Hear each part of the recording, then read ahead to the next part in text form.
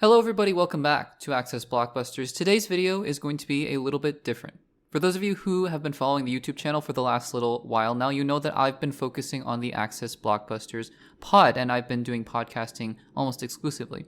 But there have been many people over the last little while who have joined the Access Blockbusters crew, which has been amazing. Thank you so much for joining. It has been a delight to be able to talk with all of you guys and discuss all of these amazing things that are going on in the world of movies and TV and cinema, film, blockbuster culture, pop culture. It's been so much fun. But there have been many people who have stuck around on the channel as well for a long time and may remember that I actually did a series where I looked back on every single MCU Phase 4 project.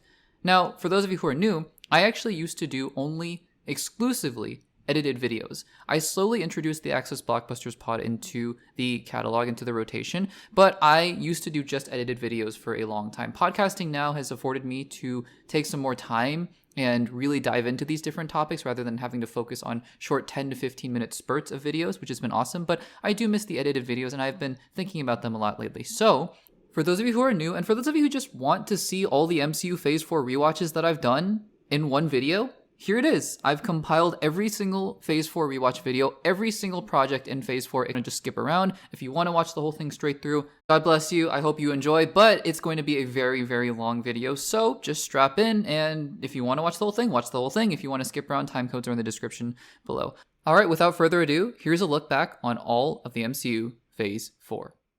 I mean, it feels like years ago, right, when WandaVision came out. But, I mean, well, let's check the calendar. I mean, it can't have been more than...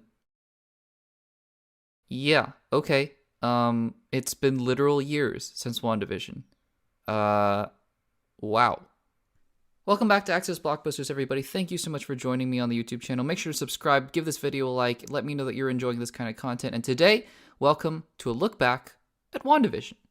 Now, for those of you who have been following the channel, you know that I'm a big fan of rewatch series. I think that, at least for me, the first time that I watch any piece of content, whether it's a movie or a TV show, I often don't have the same opinion that I do the second time around. Now, that's not always a bad thing, actually. It mostly means that I'm just trying to take in all the information, trying to take in the story, the characters, the plot details. And I think it's understandable that the first time you see a movie or a show, you just don't have a fully formed, solidified idea of what you think about it. So that's why I think rewatching things is very valuable, actually. I've done it previously on the YouTube channel with the Infinity Saga. I've done it also with the Spider-Man films, and most recently I've done it with the Star Wars films, which I have found to be very, very constructive and refreshing. And so today, as I looked at the calendar and saw that it had been actual years since WandaVision came out and since the start of Phase 4, I decided to take a look back at some of the properties in Phase 4 of the MCU. And like the title of this video says, and like I mentioned earlier, today we are looking at the 2021 Disney Plus show that kicked it all off for Phase 4, WandaVision. So as we did with the Star Wars Re-Examined series, what I'm going to do first is talk about the background, the context, what I was thinking at the time,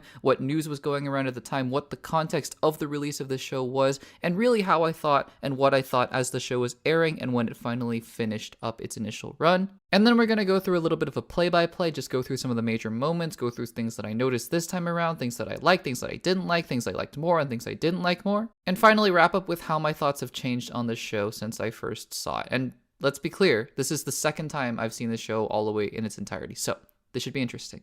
So for those of you who remember when WandaVision first came out, it was the height of the pandemic. Disney and Marvel hadn't released a movie or show in about a year and a half. And as we are all coming off the high that was Avengers Endgame and subsequently Spider-Man Far From Home, we were looking forward to Phase 4, Phase 5, Phase 6, and then everything shut down and Disney didn't have anything to release for us for a good little bit. But we knew at 2019's Comic-Con that they had a lot of plans, and we knew things like WandaVision, we knew things like The Falcon and the Winter Soldier, and actually, if I remember correctly, The Falcon and the Winter Soldier was supposed to be the first show to be released on Disney+. So, and remember, at this time, the only other major Disney Plus show that had been released was The Mandalorian Season 1. So really, Disney Plus was very new, it was getting its legs under it, and it was looking for premium content to release. And finally, understandably so, after many, many delays, they decided to kick off Phase 4 not with Black Widow, not with The Falcon and the Winter Soldier, not with Shang-Chi or the Eternals, but with WandaVision, which, based on the trailers, looked like one of the more zany shows that had ever been made in television history. It looked very odd. I mean, you're resurrecting a character who had died twice in the span of 10 minutes in Avengers Infinity War, and you're pairing him with Wanda, who, I mean, hasn't had the easiest life in the MCU up until that point, and it looks like they're living in a happy sitcom world. That's crazy. However, and you can look at the record, by the way, I have made videos prior to WandaVision coming out, so I have been on the record of saying that I thought at the time that WandaVision had something special about it. And I don't know what it is. I don't know if it's just that the trailers look different. I don't know if it's the fact that the style was so unique. But when I first saw the trailer for WandaVision, when I understood the concept, I thought this show might be something special. I also thought that about Eternals, by the way, I'm not going to lie. And to me, by the way, Eternals was a fantastic film. I know basically nobody else agrees with me about that, but still. And then WandaVision released and we got our first bit of Marvel content in almost 2 years, and we were off to the races after that. And by the way, when WandaVision had finished airing, I loved the show. But I was curious to see how it would hold up on a rewatch because, as those of you who have seen the show know, it's a little bit of a slow start. I'll admit that. Like, for me, they were very, very entertaining, but I understand if most people who aren't on board with the whole sitcom format didn't find them entertaining as well, so I understand that.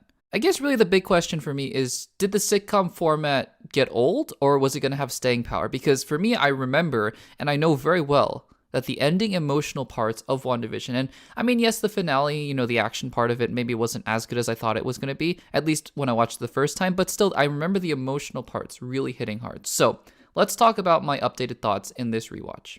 First of all, one of the things that differentiates this show from all the other ones, and yes, we have the benefit of hindsight now, but this feels like an actual television show. Granted, I haven't rewatched all of the other Phase 4 MCU shows yet, so I'm not going to be able to speak to how they hold up in terms of whether they're better as shows or I think they're better as movies, but I have rewatched The Falcon and the Winter Soldier, and let me tell you, that should have been a movie. But WandaVision really leans into the episodic nature of television. I mean, it's a show called WandaVision, a play on obviously Wanda and Vision, but also television. And by really leaning into the sitcom format, by using each episode to explore a different decade in sitcoms, it works to its benefit for sure. Because you're able to have different things stylistically, you're able to have different things with the cinematography, with the stylistic choices, even with the color grading, with the music choices. And the music, by the way, in WandaVision is fantastic. From the actual song numbers, like the theme songs that they play at the beginning of each episode, to the actual score from Christoph Beck. Just absolutely fantastic. But as I alluded to earlier, one of the things that I think will really determine how much you get on board with WandaVision, either if it's your first watch or if it's a rewatch, is how much you enjoy the entertainment value that the sitcoms themselves have. Because it is a slow build. The first 3 episodes don't do a whole lot to really explain what's going on in Westview. I mean, there are little hints here and there, like Wanda picking up the helicopter that comes through. We learn later that's a sword drone. Obviously, the whole thing with Jimmy Woo calling through the radio as well. There are little hints here and there, and of course, the Beekeeper. Who can forget the Beekeeper? And obviously, it's episode 4 where the curtain gets pulled back, and I think that that's where most MCU fans who are watching the show for its MCU-ness and not necessarily for its sitcom-ness will get on board with the show. And I'm not denying that episode 4 isn't great. I really enjoyed episode 4, especially after the slow buildup of the first 3 episodes. But for me, the reason that I can love this show as much as I do, and I do love this show, even more so after a rewatch, is because I enjoy the sitcom elements so much. I think it first of all relies on the charisma and the pure magnetism between Paul Bettany's Vision and Elizabeth Olsen's Wanda Maximoff. The two have undeniable chemistry together.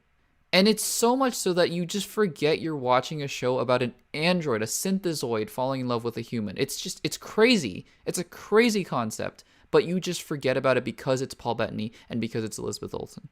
In terms of other things that the show is setting up early on, I mean, there is the whole Monica Rambeau setup that leads into episode 4, and we'll talk about that in just a second, but also Agatha Harkness, who's just known as Agnes through the first 7 episodes. I mean, honestly, there's some intrigue in there for sure. But by the time it's revealed that she's Agatha Harkness, it's not enough to make me care about that character. I mean, she was there throughout the show, and you can kind of piece together that, yeah, she was in control, obviously Agatha all along, the iconic song. But still, I don't think they did quite enough to build her up. It was sort of that balancing act, right? Of trying not to reveal that she's the villain, when in reality, most of us kind of thought she was the villain all along anyway. So then when they do reveal that it was Agatha all along, it just didn't feel as impactful because you only had 2 episodes to fully flesh out her character motivations. Which ended up being, I want Wanda's magic. So yeah, chalk that up to another MCU villain who just wants more power.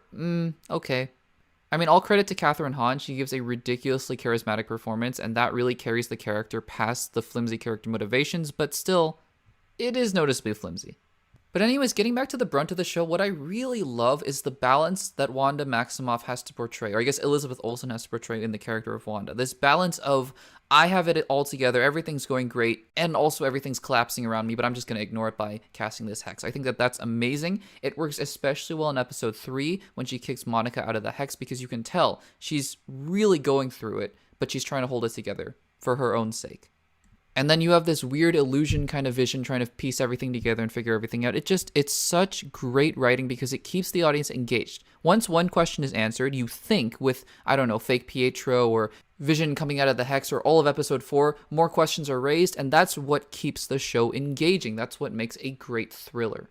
With the inclusion of characters like Jimmy Woo and Darcy Lewis, I'll say that on the rewatch, they were fine. They were cute. I think that their inclusion was sort of just a, hey, look, remember these characters from the MCU? And the introduction of Monica Rambeau, it's there. I mean, she's being set up for the Marvels, so it is what it is. I think they were really there to anchor one of the weaker parts of the show, which is the whole sword angle, because look, I mean, for as much as we talked about Director Hayward when the show actually came out, upon rewatch, Director Hayward, whether or not he's the big villain, or whether or not he's just sort of doing his job, or whether or not he's justified, or whether or not he's just crazy, I think from my perspective, it doesn't cover up the fact that he too is just kind of a flimsy, lame character who doesn't really have that big of a character arc. Whether or not the pandemic played a significant role in that and he had a bigger part to play in the finale, I don't know, but, it's not great. So I will say I've established up front that the two antagonistic forces, basically Sword and Agatha, are not the strongest parts of the show, but I think it's more in service of Phase 1 kind of villains, right? Where the Phase 1 villains in the MCU were really in service of the hero character. They weren't necessarily there to be fully fleshed out themselves, they were there to establish the hero characters in all of their superhero glory. And that's what these two characters do, because while you have those two antagonistic forces pulling at Wanda the entire show, the main driving force of this show is Wanda Maximoff. It's the internal conflict within her. And what those two things do, Agatha and Sword, is that they draw out that conflict from within herself. That's why the penultimate episode, which is, I think, one of my, if not my single favorite Disney Plus MCU episode of television that they ever made, is able to be so impactful. It's because we are going through Wanda's trauma. It's really, it's Agatha who's drawing it out for sure, but it's us as the audience reliving what Wanda has had to feel. And so yes, while I think that maybe episodes 5, 6, 7, they're not as memorable because they're kind of going through the sitcom while we've mostly figured it out, I still think that they have their merits because for me, they're entertaining, and also you're starting to see the cracks form under Wanda, like when she leaves the Hex. When Wanda leaves the Hex, by the way, that is one of the best scenes I think in the entire MCU because it is menacing and yet controlled, and yet underneath that control is just chaos and turmoil and anger and sadness. You can see it all in Elizabeth Olsen's performance, so it's incredible.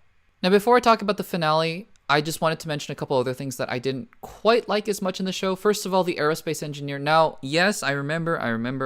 We were all thinking, is it Mr. Fantastic? Is it Doctor Strange? I don't know. Is it some crazy other MCU character? Look, it didn't need to be one of those crazy characters, but I'm going to be honest here. I was trying to rewatch the show in as objective of a way as possible. So I wasn't trying to get my own expectations up and, aerospace engineer, all that kind of stuff. But I will say that they did set up that character to be something more than just a random person who provides Monica with a tank. So that's something that didn't quite sit well with me. Obviously, I'm not nearly as disappointed as it was in 2021 that it wasn't John Krasinski's Mr. Fantastic, who we would get a year later. So yeah, there's that. The other thing is Ralph. Yeah, it was cute. It was a fun stunt casting that Kevin Feige did, And you can go back and watch those videos again. By the way, this is the best part of having a record on my YouTube channel. I never for a second thought that was Quicksilver from the X-Men universe. Never for a second. But yeah, the overall execution of that character, not the best thing. But finally, let's talk about the finale. Let's talk about the last episode, which I remember at the time being somewhat divisive because it was maybe a little more generic than the rest of the show, which is fantastically imaginative and really just genius. So it was a high bar to clear. And I will say, yeah, I like the finale. I don't love the finale because it does revert back to the old MCU trope of hero fighting villain and other hero fighting other sub-villain. Although the White Vision and Vision ending to that conflict, I will say, is very interesting. It does feel very MCU setting up another thing with the White Vision flying away after that, and we'll see him again in his own show, all that kind of stuff. And I think that Wanda vs. Agatha, while fine, is not the most memorable part of the show. So if it had just kind of ended there, I would have been like, that's a little disappointing. But what nails the finale is the emotional ending, because throughout the entire show, what this show never forgot is the emotion. Never once did it lose sight of where its heart really was. And that is within Wanda Maximoff and the Vision. And that scene where she has to say goodbye to Vision is still heartbreaking. It is sad, it is emotional, it's like saying goodbye to a loved one, but it still somehow manages to retain that beauty and that grace and that love that is centered around these two characters, and I cannot get enough of that. So For all of the generic action stuff that goes on in the finale, I will say it ends strong, and that's all I could ask for. So if you couldn't tell as we transition into the last part of this video where I talk about how my thoughts have changed from the last time, which is the first time I saw WandaVision, I loved this show on a rewatch. In fact, I will go ahead and say I loved the show more than I did the first time, which I thought was impossible because I loved WandaVision the first time. I really did. Like, I thought maybe I'm just riding high with the, first MCU project in 2 years kind of thing, but I mean, rewatching it this time, having seen everything I've seen from Phase 4 and kind of feeling that, is this Marvel fatigue? Is this too much Marvel? I just loved WandaVision. And I think WandaVision, what was so promising about it, and maybe what ended up being so disappointing later on down the road, is that WandaVision proved what Disney Plus with the MCU could be. It could be sort of this shorter form television while still packing an emotional punch and still having all the things about the MCU that we really care about. The characters, the visuals, the style, while simultaneously pushing the envelope, because WandaVision was like something we had never ever seen before. It just pushed and pushed the boundaries of what even television could be. I would go so far to say that WandaVision isn't just a good, if not the best MCU Disney Plus show, but I think it is just a fantastic show in general. And when I eventually do my re-rankings and all my tier lists and all that kind of stuff, you're going to find, and it surprised me as well, that WandaVision has gone even further up. And if you have seen my previous rankings of the MCU, you'll know that WandaVision was already very, very high. So I cannot stress enough how much I enjoyed this rewatch, how much I love this show, and think it is part of the potential of what the MCU can be moving forward in Phase 4 and Phase 5 and Phase 6. I gotta tell you guys, it's a lot different doing these rewatches for the Disney Plus shows compared to the movies. I mean, yeah, it's the same Marvel content, except now it's 6 hours long. I mean, can you imagine if Disney Plus actually made, 15 to 22 episode long seasons? Or if their shows were, maybe 40 to 60 minute episodes? Crazy, right? Welcome back to Access Blockbusters, and today we are looking back at The Falcon and the Winter Soldier, the second project to be released in Marvel's Phase 4, only a couple months after the release of WandaVision. But first, before we get any further, make sure to subscribe to the Access Blockbusters YouTube channel if you like this kind of content. Give this video a like, and let me know in the comments down below, what do you think about The Falcon and the Winter Soldier, and what are you most looking forward to as I go back and rewatch all of the projects from Phase 4 of the Marvel Cinematic Universe. So today we are going to be revisiting The Falcon and the Winter Soldier. Now, like I do with my WandaVision series and like I did with my Star Wars Reexamined series, what we're going to do in these videos is go through these shows and movies in 3 parts. First part is the background. How I came into these projects when I first watched them, what was going on at the time, how people were anticipating or maybe not anticipating the show or the movie. We'll talk about all of that to give some context, and then we'll kind of go, not play by play, but we'll go through the show, talk about some of the things I liked and didn't like as we go through the progression of the story, and finally wrap up with how my thoughts might have changed, or maybe didn't change, after I watched this show again. And like I said with WandaVision, and like I said with the Star Wars Reexamined series, I think a lot of these movies and shows really benefit from another watch, especially another watch after it's been a little bit of time, and especially with these Disney Plus shows, I haven't had a chance to just really watch them all the way through again because, let's face it, they're longer. Can't just pop it on for an hour and a half and then shut it off. It's, 4, 5, 6 hours of content, so it takes a little bit longer. But you know what? Sometimes it's worth it. Was it worth it for The Falcon and the Winter Soldier? Let's talk about it. So coming off the high of WandaVision, we were all looking forward to the next installment of the Marvel Cinematic Universe, and luckily we didn't have to wait for long. In phases 1, 2, and 3, the most that Marvel would release in a year was 3 movies. But after over a year hiatus due to the pandemic, Marvel was coming back, and they were coming back in full force. Not only were we getting these Disney Plus series that were longer than the traditional MCU movies, but we were getting them in rapid succession. So literally, I think not even a month after WandaVision had aired its finale, we were getting The Falcon and the Winter Soldier in March of 2021. And the trailers look good. You can go back and watch some of my older videos where I rank the most anticipated Phase 4 and Phase 5 MCU projects, especially the ones in 2021. The Falcon and the Winter Soldier was fairly high up there, and it was all because of the trailers. The trailers promised a lot of great MCU action, and it looked really, well, it looked like it was in the vein of Captain America the Winter Soldier, dare I say that. And, I mean, I wasn't expecting a ton from The Falcon and Winter Soldier, just given the nature of the show. It wasn't going to be the zany comedy drama like WandaVision. It wasn't going to be this time-bending adventure like Loki. It looked like it was going to be a standard action comedy drama that we had come to expect from Marvel. And that's all I really needed, because Falcon and Winter Soldier were not 2 of my all-time favorite characters. I enjoyed them in the Captain America films and the Avengers films, but really had no major attachment to them at all. So when I watched The Falcon and Winter Soldier for the first time, I liked it. I had some problems with it, and I think that those problems became accentuated more and more as time went on, to the point that as more and more MCU projects came out in Phase 4, the lower and lower and lower it got on my list, until I don't know, for some reason it just appeared at the bottom of my lists. Every time I re-rank the MCU in my own head, or every time I re-rank the MCU on a notes app or whatever, it was always just at the bottom for some reason. Because I didn't remember liking it that much, even though when I look back on those videos, and you can go back on the channel, I reviewed each and every individual episode. I did enjoy a lot of the Falcon and the Winter Soldier at the time. So was it really that Phase 4 had gotten that much better? I don't think so. Was it really that the Falcon and the Winter Soldier had aged poorly? I wasn't quite sure. And so that's why we're here to do this rewatch. So let's go through and talk about what I thought on the second time around. So we open the show on some dramatic thematic elements. Sam Wilson taking up the mantle of Captain America. And that is the strength of the show, first of all. It's that it understands that the real driving force of what this show is going to be is the idea of a black man taking up the mantle of Captain America, a moniker, the red, white, and blue, that had, let's be honest, been basically associated with white people. And given the racial injustice and prejudice and discrimination in society, I think it was a bold yet nuanced and necessary move to make the show about Sam Wilson as a black man taking up the mantle of Captain America to embody what it meant to be an American. So while a lot of people thought the idea of why did Sam give up the shield, and this is really called out in the show itself, a lot of people question, especially Bucky, they ask him, why did you give up the shield? I think that the criticism might be, so Steve gives him the shield, he doesn't want the shield, then he gets the shield at the end, and what changes? But it's not about the plot in that sense, it's about the character progression of Sam Wilson and the thematic element, so that is a great start. And then the MCU action at the beginning is fantastic. That canyon fight scene is what I thought would be a precursor to some great, phenomenal visual action that was to come in the show. And there is some good action in the show, for sure. But I think the show kind of peaked in the first episode. I think it wanted to show the audience that, hey, look, we're an MCU Disney Plus show, but we're not going to pull our punches. Well, mission accomplished, but then what have you got for the rest of the show? Okay, so you're establishing the narrative stakes. You're establishing that Sam doesn't want the shield, and then the government gives the shield to John Walker, and then you have Bucky, who has heard about this and also dealing with his own PTSD. So there's already a lot going on in the show, right? First thing I want to point out that didn't click with me is the way that Sam and Bucky meet. It feels very coincidental. It's one of those things where, and I'll talk about this later in another MCU project, try to guess what that one is actually based on what I'm about to say. Hey, I'm upset about this thing. By the way, can I go on this dangerous mission with you for no apparent reason?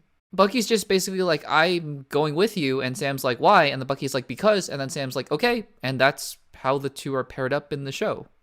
I guess that's one way to do it. And it's really from episode 2 that the show starts to become a little bit of a narrative mess. And I would go as far to say that the show borders on a narrative disaster. Now, I understand that there were some dropped subplots due to the pandemic. I know that there was a whole vaccine subplot that for whatever reason the creators just felt wasn't right for the show. That's okay, but the show never really quite finds its narrative footing after the first couple episodes. And after episode 1, the show becomes a series of great moments mixed in with a lot of confusion, a lot of mediocrity, a lot of things that I didn't personally like, and that just doesn't make for great television. Going back to Sam and Bucky really quickly, I think that their chemistry is fine. I think that the two of them are enjoyable enough to watch on screen, but one of the things that I'll say is that they feel very MCU in a certain sense. A lot of their dialogue is just banter that fits the Joss Whedon sort of mold of the MCU, and I wasn't really a big fan of that. They have some serious conversations later on, but even those conversations feel a little heavy-handed, like in episode 5 when Sam and Bucky are talking about the shield.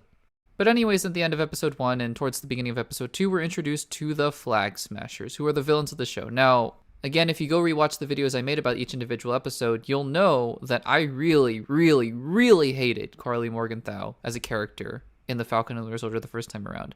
And that did not change. I think that the portrayal of this character as depicted in the writing and the way that Karli Morgenthau was played by Erin Kellyman, who, again, I am not trying to say that Erin Kellyman is a bad actress. I'm just trying to say that whatever direction she was given was so stale and one note, and the character was written so poorly, because maybe I kind of understand this idea of extremism. That's one of the themes in this show, I feel like. Trying to humanize other people, to talk to them and not to villainize them unnecessarily. But on the other hand, then you have Karli Morgenthau blowing up a building of innocent people, and even one of her Flag Smashers is like, hey, what'd you do that for? And she's like, oh, well, we gotta do what we gotta do. And it's just these weird decisions like that that make me really question her as a character, and at the end of the day, it just doesn't make a lot of sense. On top of that, you have Sharon Carter, who's entering back in the picture. Can you tell there's a lot going on? I'm not going to talk about each individual subplot in detail, but Sharon Carter coming back and then sort of being an ally, and then being revealed to be the power broker at the end, and not having any of that explored is just, it's confusing and it doesn't make sense. So going back to the narrative messiness, that's another part of it as well. However, one character whose subplot I really did enjoy actually this time around, and I think I enjoyed the first time too, was John Walker. Now, John Walker is a character you're meant to hate, and I hate the character of John Walker, but I think that's intentional, so I think that's the credit actually to the writers. But at the same time, you understand where he's coming from. He feels the pressure to take on this mantle, he feels pressured at the same time, and he's also just a prick. And so this slow descent into madness is actually one of the most character-driven story arcs that I've seen in the MCU, and it's quite fascinating, actually. And it climaxes at the end of episode 4, obviously, with that iconic shot of John Walker holding the bloody shield, and towards the beginning of episode 5 as well, where Sam and Bucky take the shield from him. I think up until the beginning of episode 5, John Walker has one of the strongest character arcs in the entire MCU. That being said, when he comes back in episode 6, it's really random. He has this makeshift shield, and then he becomes a hero at the end, and then he becomes US agent. It really doesn't make a lot of sense. And I guess I should talk about Zemo as well. So let's round out all of these other characters that I have to talk about with Zemo, who I think didn't need to be in this show at all. Is that a controversial opinion? I have no idea. And I'm one of those people who really like Zemo. I didn't think he was absolutely necessary in Captain America Civil War, but I enjoy Daniel Bruhl's performance as Zemo quite a lot. And I thought this was a great place to put Zemo in, at least according to the concept. As I watched the show, though, it became incredibly evident to me that Zemo's just another character, just like the Winter Soldier, that's along for this ride, and that doesn't make a lot of sense. He really serves no narrative purpose other than to just have his own agenda. It would have made a lot more sense rather than having Sam and Bucky try to recruit him. Instead, having him come in as a rogue agent trying to stop all these super soldiers from running around. That makes a lot more sense. And then the Dora Milaje come in, and they're trying to get Zemo. There's a lot going on in the show, and not a lot of it really coheres together really well. But again, like I mentioned, this show has some great moments. As I said before, the moment at the end of episode 4 and the whole fight that leads up to it is fantastic because it's building stakes, it's building tension, and that shot where John Walker is holding the bloody shield is one of the single most haunting, dramatic, tense, stakes-driven, character-driven shots of the entire MCU. Every single conversation as well that Sam has with Isaiah Bradley is phenomenal. That feels like what the show was really trying to be. All the discussions about the African-American super soldiers and the Black Captain America and whether or not society would accept a Black Captain America is fantastic. That's why it's hard to kind of look at this series because when I look back, I remember a lot of these strong scenes, but then I also remember disliking a lot of elements, so it all becomes a sort of muddle in my mind. And as I talk through all these character arcs, I realize, again, that there really isn't a story there. I mean, it's Sam and Bucky trying to uncover this conspiracy with the Flag Smashers, and the Flag Smashers, in the end, try to disrupt the GRC meeting in New York, and that's it? That's really the basic plot, because that's not that interesting. What's interesting is Sam struggling to become Captain America, which is about 30-40% of the show, but it should have been 80-90% of the show. And to be honest, I'm not entirely sure where Bucky fits in that. I mean, he has his own struggles with his PTSD, and that's all great. Another wonderful scene, by the way, is Bucky in Wakanda. That flashback is fantastic. But at the end of the day, when I finish the show, just not a lot of it feels like it meshes well. It could have been the pandemic for sure, but a lot of it also just feels like some great ideas that didn't click together. I will say, though, just to round out this video on a positive note, that I do think the finale, I didn't give it enough credit before because I'm so used to these Disney Plus MCU finales being so lackluster. You have Loki, in my opinion. I didn't remember, Miss Marvel or Moon Knight's finales being particularly interesting. She-Hulk's finale wasn't particularly satisfying, even though it was interesting. So to have a finale here that feels really satisfying for the show, I think is actually a step up. I didn't remember the finale of The Falcon and the Winter Soldier being that coherent and clear. And to be honest, if all the episodes were as crisp as the finale of The Falcon and the Winter Soldier, I would have been quite happy because the finale sees some great action, Sam Wilson taking up the mantle of Captain America. Other than the John Walker part, you have Sam's speech at the end to the senators. It wraps up what this show could be, and the ending as well, with Sam taking Isaiah and Eli to the Smithsonian to see their exhibit. It's really one of the most emotional endings to an MCU project, I guess, ever. So, as you can tell, I'm a little conflicted about how to feel about The Falcon and the Winter Soldier, because while it has always ranked very low in my rankings of the MCU, I still probably will rank it fairly low based on how I thought about this rewatch, I have to say, transitioning to the third part of the video, that I did like this show a bit more than I liked it the first time. Because the hard part about this show is there's a lot to like. It's not one of those shows where I can just rail on it and say this is the worst thing that the MCU has ever produced. This is just terrible. This is awful filmmaking, awful writing. There are some moments, absolutely, and there are some characters, absolutely, that have just bizarre subplots. But there are also some great moments as well. And so maybe that's what's frustrating about The Falcon and the Winter Soldier, is that I felt like it could have been better. Man, at the end of the day, maybe that's one of the worst things I could say, right? I'm not mad. I'm just disappointed. Loki is so frustrating. Come on. What did you expect? Which is poetic, right? Because the character is mischievous. He's the god of mischief. But also the series is just so frustrating. Welcome back to Access Blockbusters, and welcome to the re-examination of the 2021 Disney Plus MCU series, Loki.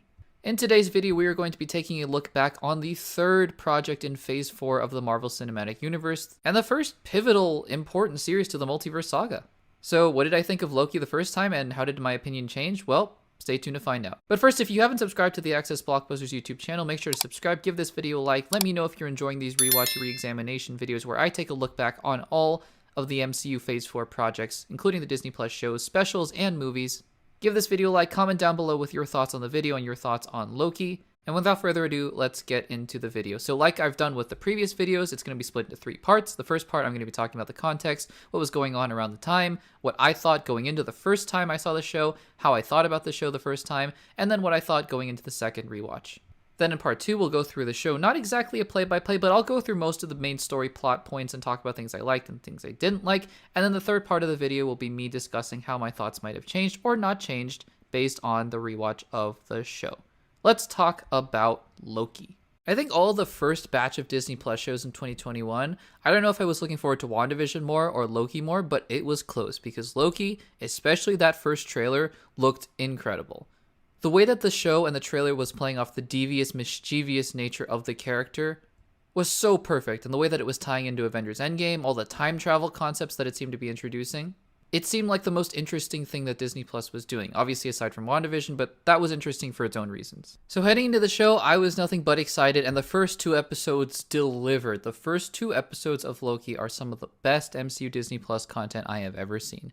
And then, well, I'm not going to say it all went downhill from there, but it was a rocky ride. Basically, Loki, the series, not the individual characters or the storylines, but just as a series on a meta level, really took me on a roller coaster because I loved the first 2 episodes. I hated the 3rd episode. I liked the 4th episode quite a bit. The 5th episode is fine, and I just didn't like the 6th episode at all. So, what does that make Loki? And I guess for the first time, we're going to break with tradition here because I'm actually going to do part 3 right now, and it's going to last about 10 seconds. Are you ready? So instead of doing part 2 where I do my play-by-play and then do part 3 where I talk about how my opinion has changed, we're going to do part 3 right now because I'm going to make it really easy for you.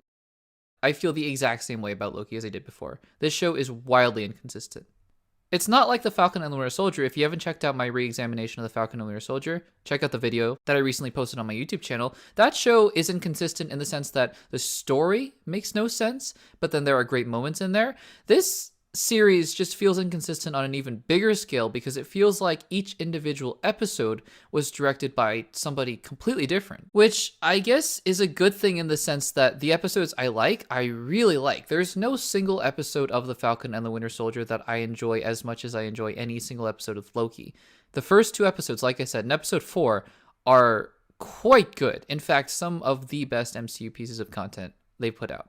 But because I guess they've devoted themselves to this episode by episode model, whatever that was, the episodes that are bad, in my opinion, are bad. And so you get this experience in which you're going up and down, instead of having a series where it's mostly mediocre and then you have some good moments here and then some bad moments there, if that makes sense, like The Falcon and the Winter Soldier. So episode 1 starts out with Loki, obviously, in the Avengers Tower, and then he's getting arrested, and then he's getting arrested by the TVA, and he goes through all this processing. There's some exposition, really interesting exposition, obviously, as he tries to escape the TVA, and then we get to meet Owen Wilson's Mobius, and Mobius is one of the best side characters that Disney Plus has introduced. Love the character of Mobius, love Owen Wilson. And the conversations that he has with Loki about the philosophical nature of being the god of mischief and being a Loki and what it means to be a Loki, what it means to be you, what it means to find faults within yourself. Fantastic. And we end the episode off on a really great cliffhanger where we find out that we're chasing another variant of Loki. So then we lead right into episode 2, another fantastic episode where Loki and Mobius are doing their thing. And I could have just stopped right there. If the whole show, by the way, was like episodes 1 and 2 of Loki, it would have been probably top 5 MCU for me. I love the conversations where Mobius and Loki are just talking in the cafeteria, and Loki's doing his whole demonstration with the salad and ruining Mobius's lunch. And then they're going through apocalypses. And that scene in the apocalypse where they're in this sort of grocery store, it's very ominous, very spooky. And you have the other variant of Loki, who we now know as Sylvie. And the way that Sylvie is manipulating through bodies and transferring her energy into other people, it's quite creepy, actually. But then we get into episode 3. And I'm not saying that the show goes downhill just because of Sylvie. I'm also not going to say that Sylvie, Sophia DiMartino's character, is my favorite character in the show. I quite frankly don't think that her portrayal of another variant of Loki is nearly as nuanced as Tom Hiddleston's. I mean, granted, it's her first appearance in the MCU, but still, I think that Tom Hiddleston's first appearance in the MCU was, well, it was dynamite. And you have something to work off of because you're playing another version of Loki that, granted, is very different, but also still Loki. And I find the whole Lamentis arc in episode 3 just to be insufferable. I quite frankly don't know what they were thinking, but it's just insufferable to me. These two characters together, they don't have good chemistry in my opinion. And for those of you who know this channel, and for those of you who know me based on my videos, I hate filler. You guys will know that I hate filler. And if this episode isn't filler, quite frankly, I don't know what is. And again, for my favorite show of all time, Friends, I mean, it's a sitcom. It's a 22 episode per season sitcom where you can have filler episodes because there are 22 of them and each episode is self-contained. This is a 6 episode miniseries where each episode, each minute, each second matters, and you're wasting an entire episode on Lamentis. Luckily, they bounce back. They get captured in the TVA. They have the confrontation with the fake timekeepers. And we get back to the part of the show that is interesting. Owen Wilson's Mobius, quote-unquote, dies. Great stakes. And then Loki himself gets pruned and gets sent to the Void. Now, the Void episode is, again, it's okay, but it also feels wildly detached and disconnected from the rest of the series that we had just been watching, which also leads into why I just don't think it works quite as well. It feels like a mini episode within a longer season where you can have these mini episodes, almost like a Mandalorian episode, I guess, where they have these mini arcs within the series. But I don't quite know how to feel about this sort of final boss battle element to Alioth versus Loki. And then, of course, we had an episode 6 with Kang, or He Who Remains. Now, just focusing on the performance and just focusing on what's in the story itself. And I have been on record of saying this many, many times, so this is not a new opinion. I hate this variant of Loki. And I don't think it's in the same way that I hate John Walker, which I think I'm supposed to. I think that while a lot of people really loved this iteration of He Who Remains of Kang, I could not stand Jonathan Majors' performance as Kang in this episode. I thought it was over the top. I thought it was clownish, and I don't think in a good way. I think there are ways to portray the fact that he is insane and that he's a lunatic and he's been there at the end of time for probably millions of years or however long he's been there. There are ways to do that without having him jump on tables and do whatever he's doing and eat apples, and it just didn't work. And then the emotional stakes of Loki and Sylvie having their kiss is weird, and then the show kind of abruptly ends. One of my biggest complaints about Loki has always been the fact that I feel like they didn't quite resolve their own show. They broke up in the multiverse, that's great. But then what? Well, then what is the MCU happens, right? But the MCU didn't happen after that. Nothing really consequential happened after that. So then it's just setting up season 2, which is fine, but then you gotta conclude your own season. It doesn't make sense to me the way that this show ended. So look, at the end of the day, like I said, my thoughts have basically stayed the same from the first time, and those thoughts are that this show had such potential, just like the Falcon and the Winter Soldier had potential, although I think Falcon and the Winter Soldier didn't tap into that potential as much as Loki did, because, like I say, half of the show is quite phenomenal, actually. But then what happens when the other half is just bad? You end up with a show that's quite hard to rank, honestly, because I I don't have any desire to rewatch Loki since the first 2 episodes I love, but also the first 2 episodes are set up. So then I'm left wanting a show that never really happened. It never fulfilled its promise of this time-bending mystery thriller adventure. I do enjoy the twist at the end of episode 4 where the timekeepers are revealed to be the robots, but then it leads to He Who Remains, who just kind of, I don't know, rambles about time things and has a whole slideshow presentation about all sorts of variants and multiverses and stuff like that. Just didn't really feel satisfying.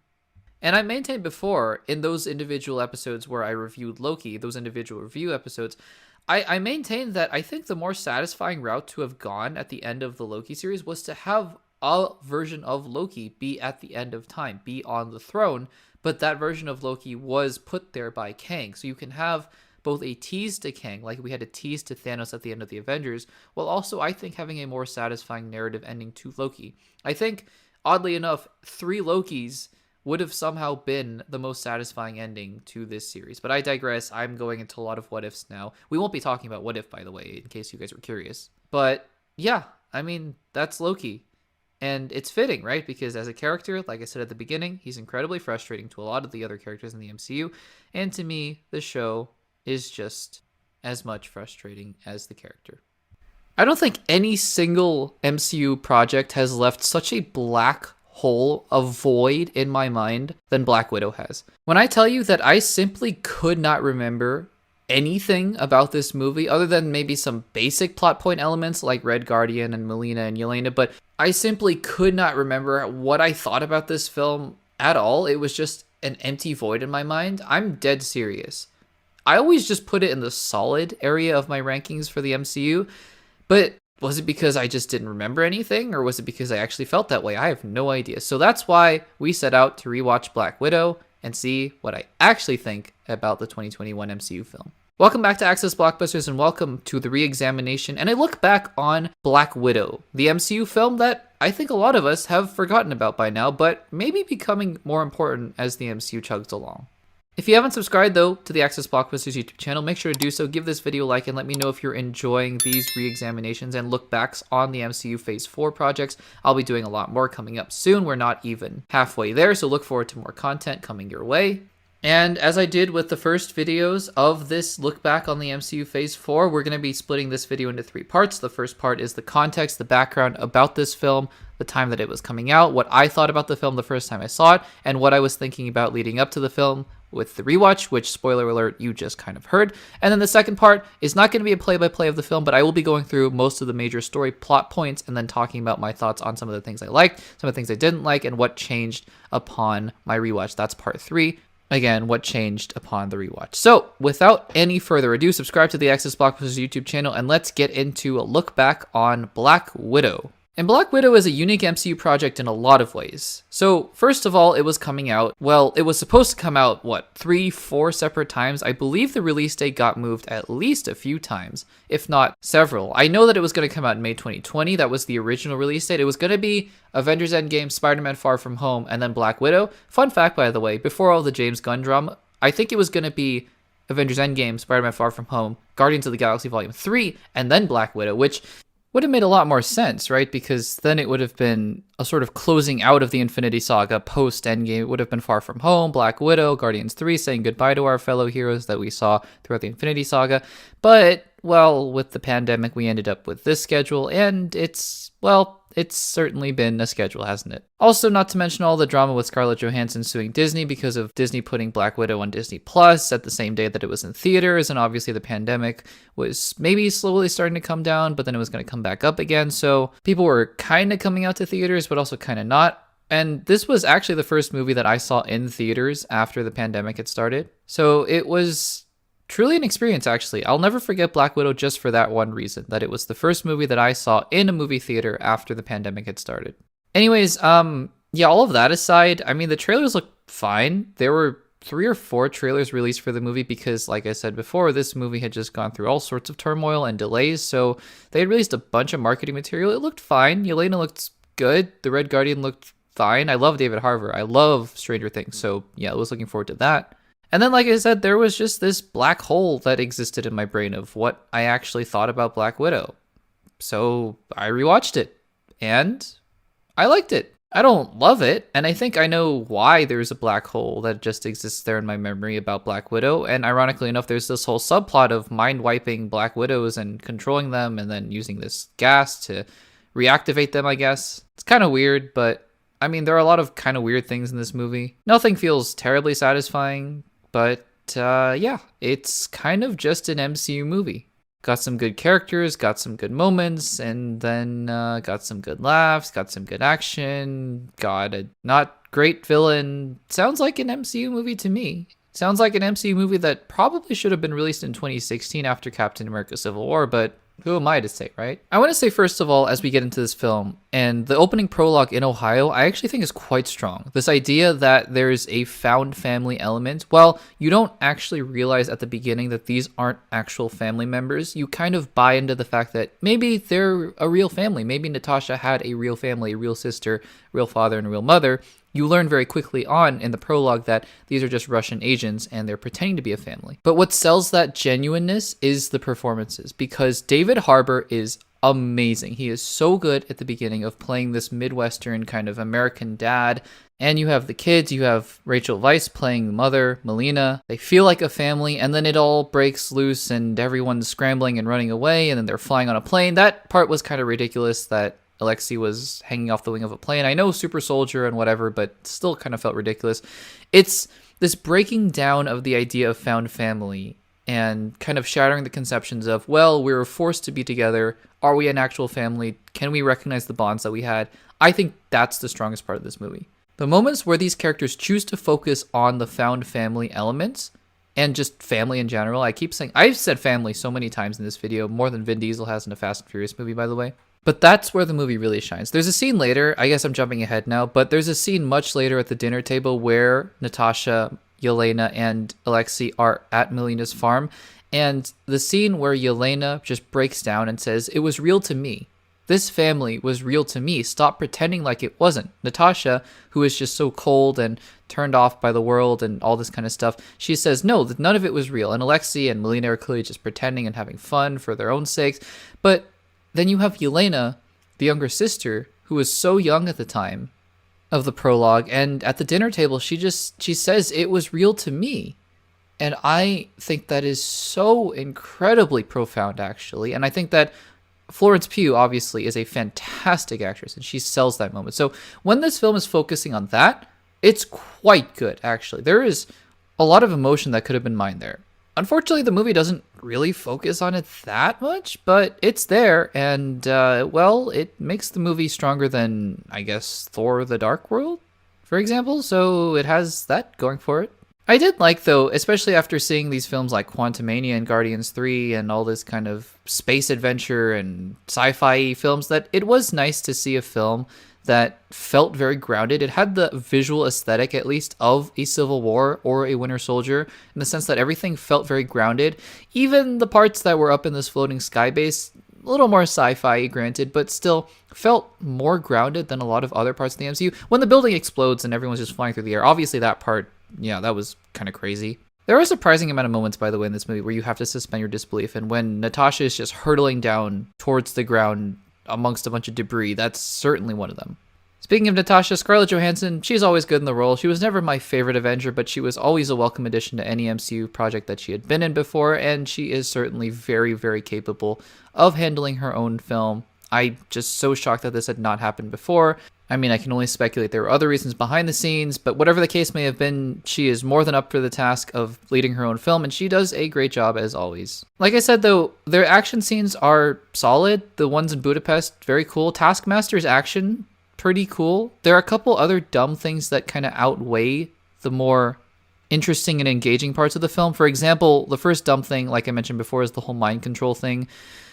Whenever people introduce mind control into anything anymore, it just feels old, and perhaps that's because of the Avengers or because of older sci-fi things where they just really over-relied on mind control, or perhaps it's just an old trope, and it always has been. I wasn't the biggest fan of it, to be honest, in the Avengers, even when it came out, but it felt newer at that point. The other really dumb thing is this character called, I think, Mason, who is just magically there to give Natasha whatever she needs. It just magically appears with whatever she asked for. A plane, a Quinjet, and it just That's his only purpose in the movie. If that isn't lazy writing, I don't know what is. Other questionable things, the Taskmaster identity. Look, I'm on record of saying that I don't think this is actually a bad twist. I think it makes sense in the context of the story, and I stand by that. I think actually if you look at the film through the lens of Dreykov as the villain, though, Dreykov is not particularly a strong villain. He's a very sniveling kind of Russian bad guy, and yeah, I mean, it works, but we've seen this probably 1,000 times before. And the other thing that's questionable to me is that Black Widows in this film seem to be superhuman. There are just scenes where they're falling off buildings, like when Yelena and Natasha are having that chase scene throughout the city, somewhere in Europe, I think. But they're just having this chase scene, and then they fall off entire buildings and land. I think one time Natasha lands squarely on her back after falling what looks like 3 or 4 stories under the ground and just gets up. Whenever Natasha fights Taskmaster, she seems fine. Whenever Natasha is falling from, I don't know, a hurtling sky base into the ground, she seems fine. Other Black Widows seem like they can sustain all kinds of injuries. Are we meant to believe they're superhuman? Also, the pheromone thing where Natasha can't hit Dreykov because of the pheromones, but then she can. That's interesting, I think. And look, I feel like this entire review has been just me nitpicking, and I'm not nitpicking for the sake of nitpicking. These are just the things that stand out to me upon rewatch, because let's be honest, right? To me, the story is not the memorable part of this movie. If I were to just retrace this story step by step, kind of like I did with the Loki rewatch and reexamination, it wouldn't be that interesting because nothing actually happens. Like, Natasha kind of meets up with Yelena, and there's this mind control plot, and then they kind of find the Red Room, and then they fight Dreykov and Taskmaster, and that's about it. The interesting things are what the characters are doing, I guess, and introducing Yelena. I enjoy David Harbour's Alexei quite a lot. I think that he brings his usual charisma and charm to the role, while also kind of being a big baby and a little sadistic and a little bit egotistical. Let's be honest, very egotistical. Rachel Weisz's Melina is okay. She's in the film. She's a great actress, but, you know, she's in the film is what I can say about that. And then that's about it. So, I mean, at the end of the day, has my opinion on Black Widow changed that much? Well, I think I like it a little bit more, but to be honest, I will probably forget about it in a little bit, and it'll just kind of sit towards the bottom middle of my rankings for a good little while until I watch it again eventually in maybe 5 or 6 years, and then I remember, oh yeah, there are some good things in this movie. One thing I will say as we enter this part 3 of how my opinion has changed, the one thing I will take away from this movie, though, that I didn't take away before, and I will remember this now going forward, because Florence Pugh is a champion. Florence Pugh is fantastic, and that scene at the dinner table, I mean, if you haven't seen that scene in a while, go rewatch it on YouTube, because when she is sitting there and she says, "It was real to me," that hits. Somehow, that scene rises above the rest, and that hits. So, I mean, I guess it's great that we get more Florence Pugh in the MCU because she clearly deserved it. As for Natasha, well, I think it's a fitting goodbye. This movie is not bad at all. I just wish it came sooner. And I know that that's really not something that I can help because it came out in 2021 instead of 2016 or even in 2020 for that matter. But it came out when it came out, and then it was over. And we all said goodbye to Natasha, and now the character is gone. It's kind of sad because this is the last thing we see of her, other than Avengers Endgame, and it just kind of feels a little bit lackluster, but also not lackluster enough that anyone's up in arms about it, I guess. At least not me. I think it was a good movie. It was a very solid movie, but nothing that I'm going to really remember for a while. Marvel's over here trying to tell you that this guy is Shang-Chi's dad. No, that's not true. I know Shang-Chi and the Legend of the Ten Rings might be trying to say that Wenwu is Shang-Chi's father, but we all know who his real father is. We all know. Welcome back to Access Blockbusters, and welcome to a look back on Shang-Chi and the Legend of the Ten Rings, the second MCU film to come out in Phase 4, and the 5th project overall, not counting What If. Before we get into the video, if you haven't subscribed to the Access Blockbusters YouTube channel, make sure to subscribe, give this video a like, and let me know that you are enjoying this content. Give us your opinions about Shang-Chi, and let me know what you think about my thoughts on Shang-Chi as well. I'd love to hear your opinions down in the comments down below. Thank you guys so much for supporting the YouTube channel, and without further ado, let's get into it. So just as I do with all the other videos in this series, I'm going to be breaking this video into 3 parts. The first part is going to be the context, the situation in which this film came out, my initial thoughts on the film, my expectations going into my first time watching the film, and then my thoughts about the film after it came out as well, leading up to this rewatch. The second part is not necessarily a play-by-play, but I'll be going through most of the major plot points and talking about some of my thoughts on all the things that I liked, the things that I didn't like, and we'll be going through all of that in order to get a better sense of how I felt about the film as a whole. And then part number 3 is how I feel about the film after I've seen it for a second time, how my opinion has changed, or just like Loki, perhaps my opinion has not changed, so we'll see. So let's get into the context. Shang-Chi was coming out at a time when the theaters were just beginning to open up. So unlike Black Widow, which came out at a time where, well, let's just say mistakes were made to the point that Scarlett Johansson had to sue Disney, Shang-Chi didn't face those same struggles, although it wasn't necessarily coming into the most friendly of environments for the box office, and its final numbers do reflect this as well. That being said, there was some buzz around this film. There weren't that many notable cast members. I mean, you had Simu Liu, who is well known for the aforementioned, or I guess the reference joke during the cold open of this video. He was most well known for Kim's Convenience, a sitcom in Canada. You had stars like Awkwafina, of course, but then Tony Leung is probably not as well known to many American moviegoers, but he was very well known in China. But you're always coming up against a challenge when you're introducing a new hero with a relatively new supporting cast around him. So yeah, I mean, Shang-Chi had an uphill battle as he was introduced into the MCU for the first time, but luckily, Marvel has a track record. They know how to introduce characters extremely well into their MCU. I mean, the entirety of Phase 1, I think, is a great example of this. So it was a question of, well, we've had 4 properties up until this point: WandaVision, Falcon and the Winter Soldier, Loki, and Black Widow, that were reintroducing us to old heroes and familiar faces, but this was the first new introduction of a character in a live-action movie, no less. And, I mean, look, the idea of the Ten Rings coming back in a more significant way, the idea of the real Mandarin being revealed, I think that these were all intriguing concepts for the average MCU fan. And I think that the visual style, once the trailers came out, the action looked interesting. It looked unique, at least. I think there was some interest in going to the theater to see this movie. But I think, obviously, the biggest question with a movie like this is whether or not it's going to be good. Because if Marvel can put out a good movie, well, I think you're going to have its audience sold, because whether or not it did perform at the box office, again, there were so many other mitigating factors going into it. I think Marvel could have been proud of the fact that they introduced a new hero into the MCU, and I was excited for the film, and so I went to see it, and I loved it.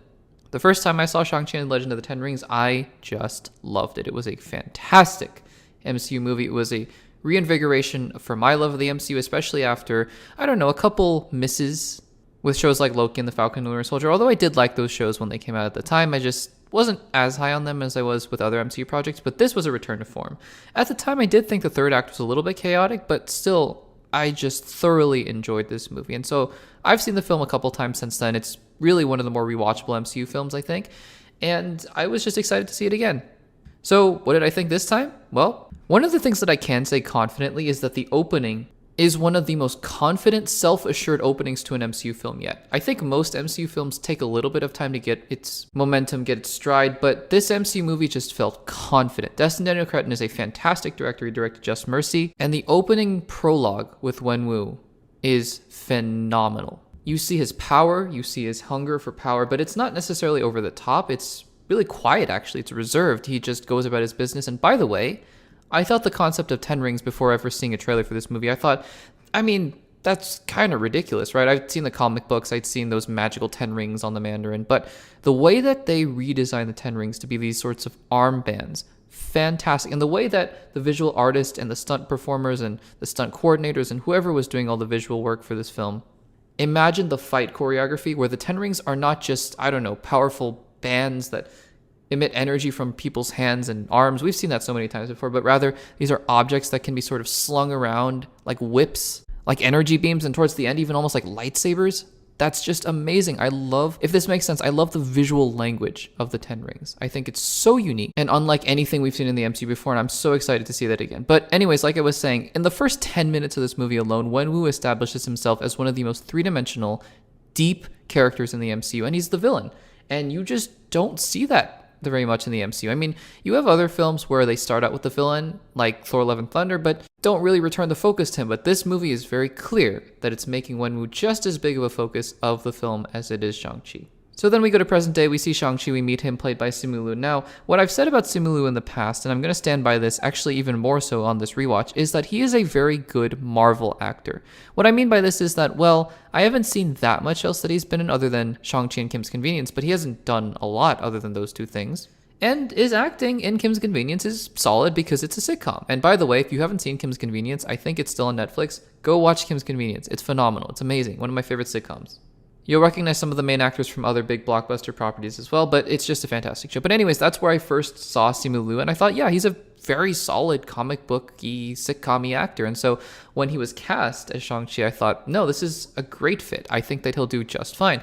What I'll say is that I'm not expecting an Oscar from Simu Liu at any point, really. Although obviously I'd love to have my mind changed. I think he has all the talent in the world. I'm sure he could do it. But at this point in his career, I think he's playing the role of an action hero very solidly. But his acting is not super nuanced. I think it just plays the role well. As for Awkwafina, she never was my favorite part of this movie. I've always said that from the beginning. She really just was there for comic relief, and she went on this journey. I noticed this during the rewatch. She kind of just tags along. Like, Shang-Chi is like, I gotta go find my sister, and she's like, well, I'm coming across the country, across the world. And he's like, okay. Hey, is that Stephanie Sue from Everything Everywhere All at Once? Well, I didn't know she was in the MCU. Good for her.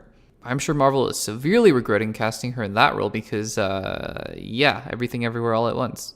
But the dialogue in that bar scene just felt a little cringy to me on this rewatch. I'm not entirely sure why. Just felt a little stunted and overacted, I guess. The calling card for this movie, though, in terms of uniqueness, is the action. The action is... I can't get over how good it is. It's like Civil War in that sense where, I mean, if Civil War were just a bad movie, but you had the airport scene in isolation, I think I would still really like this film. If Shang-Chi was a bad movie, in my opinion, outside of these action scenes, like the one on the bus, I think I would still just like those scenes in isolation because they're phenomenal. The way the camera moves, the way that they utilize martial arts and yet use modern hand-to-hand combat, the way that Destin Daniel Cretton and the choreographer and the cinematographer just seem to know where the camera needs to go and where the actors need to go. It's very fluid, it's stylistic, the music is great. By the way, one of the things that I noticed on this rewatch, the music is fantastic in this movie. Joel P. West, I just looked it up, did the score, and he did a fantastic job. Everything about the epicness and yet the visceralness, the groundedness, everything feels right for every single scene, and I can't get enough of it, so great job. So then Shang-Chi gets captured by his dad. He wants the amulet things, the necklaces, to go to Ta Lo, and we have this, I think, amazing scene that I think is so underrated. It's the dinner scene in Wenwu's compound. If you haven't seen this scene in a while, please go back and watch it because it is a masterclass in acting from Tony Leung, who somehow manages to be so menacing and yet so disarming and so charming in one scene. I don't know how he did that. I truly don't. It's just great acting on display here. The subtle movements in his eyes, sort of the smiling facade, but yet it feels like it's genuine, but you know that he's trying to get something out of his children. Oh, it's just fantastic.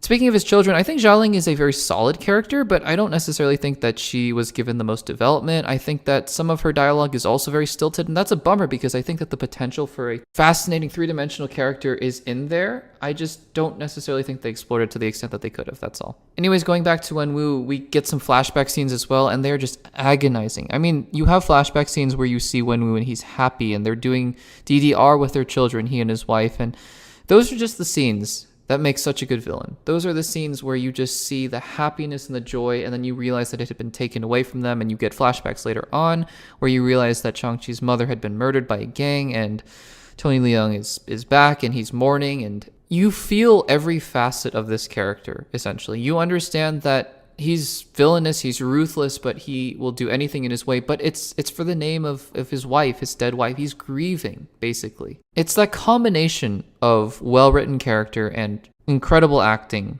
that make this one of the best villains in the MCU. And you don't see that very often in the MCU. You either get a fantastic performance usually, or a fantastically written character, but not necessarily both. And for here, we get both. Up there with Thanos, Vulture, Killmonger for sure. The movie does kind of fall off a little bit for me after this point because then they go to Ta Lo, they meet Michelle Yeoh, another Everything Everywhere All at Once actress. I'm realizing that's kind of crazy, actually. The whole thing about the gate opening, and it opens only on this one day of the year, and guess what? It happens to be 3 days away. I mean, there are some explanations for that, but it feels like one of those tropes. And once they reach Ta Lo, you see this entire civilization, and it's really nice to see that, actually. It feels like it's part of a different movie tonally, although it fits well and you kind of get into it. It just feels different, I guess is what I'm trying to say. Not necessarily in a bad way, just different. Oh, I guess I should talk about Trevor. I mean, Trevor's fine. I don't think that he's the best part of the movie. I also don't necessarily think he's the worst part either, so he's fine. I think that's about as much as I'm going to talk about Trevor, honestly. The final battle, it it's conflicting to me because I love the interactions between Simu Liu and Tony Leung, Shang-Chi and Wenwu, because that's the crux of the movie for me. The other stuff about the Dweller in Darkness and the Great Protector, I could have done without. In fact, I wouldn't have minded if you saved that for the second movie, because if you're making a movie this good, you will get a second movie. I hope that they knew that making the movie during the production of it. But anyways, I think that the crux of the film is Wenwu and Shang-Chi, and when they're on screen together and when they're fighting, it's some of the best stuff in the MCU, I think. But when you have this Dweller in Darkness stuff, while it looks very cool, the design of the dragon is unique, at least. It's not just the typical dragon, and I think the Great Protector is cool. It just doesn't feel like it fits in the movie. And like I said at the beginning, when I first saw the movie, I thought the ending was a little chaotic, and I stand by that. I think that the ending of this film is a little bit too much for me. Still, at the end of the day, especially with that little Wong zinger at the end and the end credit scene, which I love the post-credit scene where you have the Avengers or what's left of them talking with Shang-Chi. You really feel like in that moment that he is a part of the Avengers or the MCU now, which you really haven't felt in a while, because in a lot of the Phase 4 post-credit scenes, you have new characters showing up, so it doesn't necessarily feel like they're part of the MCU yet, but in this scene, I feel like Shang-Chi is interacting with Avengers, and that's so cool. And so I came out of this rewatch still really enjoying this film. I think it's fantastic. I might have liked it maybe a little less, just a little bit, but that's just barely a complaint, because maybe I was nitpicking here and there. Maybe Simu Liu's acting wasn't as strong as I remembered it to be, but still, this movie is fantastic, and it's a reminder of what Marvel is capable of. It truly is. When they can introduce characters like this in this kind of a fashion, there's just no limit to the MCU. I truly believe that despite the amount of quantity and quality and whatever you want to say about Phase 4, 5, and 6, I truly believe that movies like Shang-Chi prove that the MCU still has it. You know what's crazy to me? Ant-Man and the Wasp: Quantumania and Eternals have basically the exact same Rotten Tomatoes score. Something about that just doesn't seem right. Hey everybody, welcome back to Access Blockbusters, and welcome to a look back at Eternals. A film that clearly was somewhat divisive, at least amongst the MCU fans, but I'm here to tell you why you're wrong. No, I'm just kidding. That's not this kind of channel. I'm just here to share my thoughts. But it is also true that Eternals was the first MCU movie to receive a rotten score on Rotten Tomatoes, and that in itself is crazy. And so I'm sure we'll have a lot to talk about. But first, if you haven't subscribed to the Access Blockbusters YouTube channel, make sure to subscribe, give this video a like, and show your support in the comments down below. Let me know what you think about Eternals, whether or not you've seen it once, twice. I would love to engage with as many of you as I can in the comments down below. Alright, as always, this video will be divided into 3 parts. The first part, I'll be giving the context about the film, when it came out, what was going on, what people were thinking before the film, what I was thinking before the film, how I thought about the film the first time I saw it, how I thought about the film afterwards, and then what I thought about the film going into the rewatch. Part 2 of the video will be not a play-by-play, but I'll be going through most of the major plot points, talking about what I liked, what I didn't like about this film in the rewatch, and then the third part will be talking about how my opinion may or may not have changed after the rewatch. Got all of that? Let's talk about Eternals. Now, even before this film came out, people were saying it looked different, and it definitely did look different. Marvel had hired Academy Award-winning director Chloe Zhao to direct the film, and the trailers just made it look like a real departure from the MCU, but in a good way, because this film is going to be exploring the mythology of the MCU and the world that the Marvel Universe inhabits.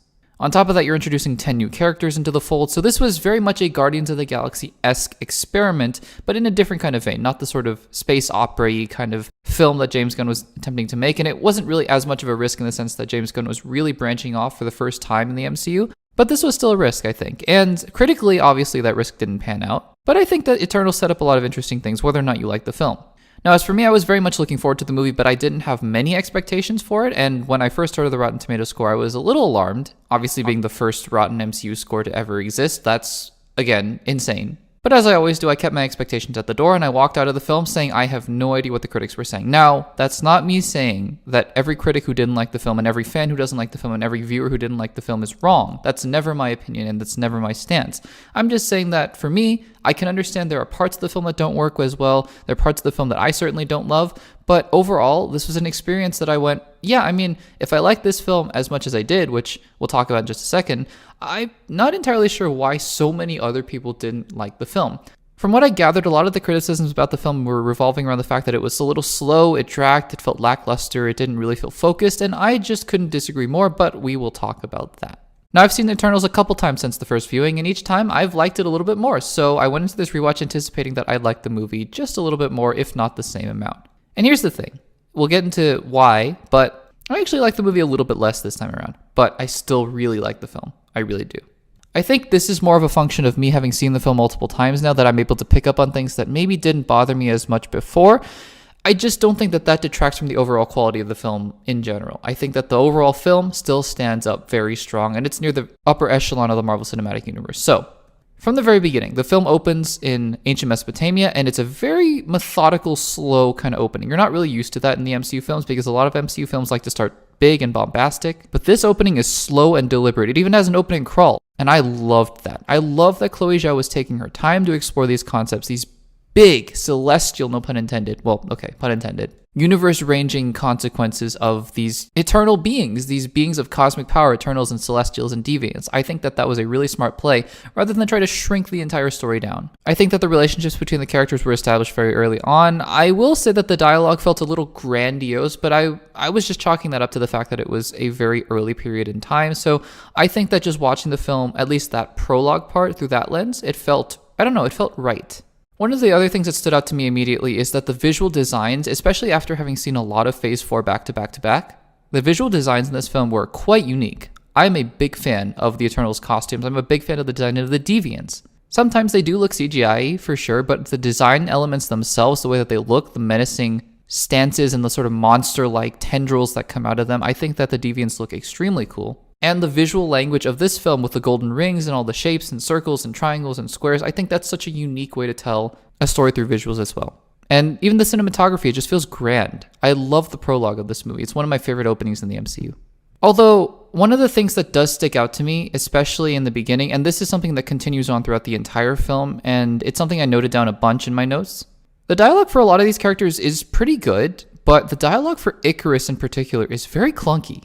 At the beginning, it starts out clunky, and I assumed, okay, this is just because it's part of the prologue, but throughout the entire movie, while I think that the lines he's given are fairly good, I think the way that they told Richard Madden to deliver them, it's a little bit stilted. So then we go to present day, we meet Cersei, Sprite, Dane Whitman, who's really not a character in this movie, sorry, Kit Harington, and Ikaris. The scene is cool. I think that the Deviant attack is fairly standard for MCU, but, you know, some of the visual language is, again, very interesting. And then we get this whole explanation about why Eternals don't interfere with human conflicts. Now, I've thought about this quite a bit, actually, over the past few years, and the explanation that Cersei gives to Dane is that Eternals don't interfere because they're not allowed to interfere with conflicts in the human world unless Deviants are involved.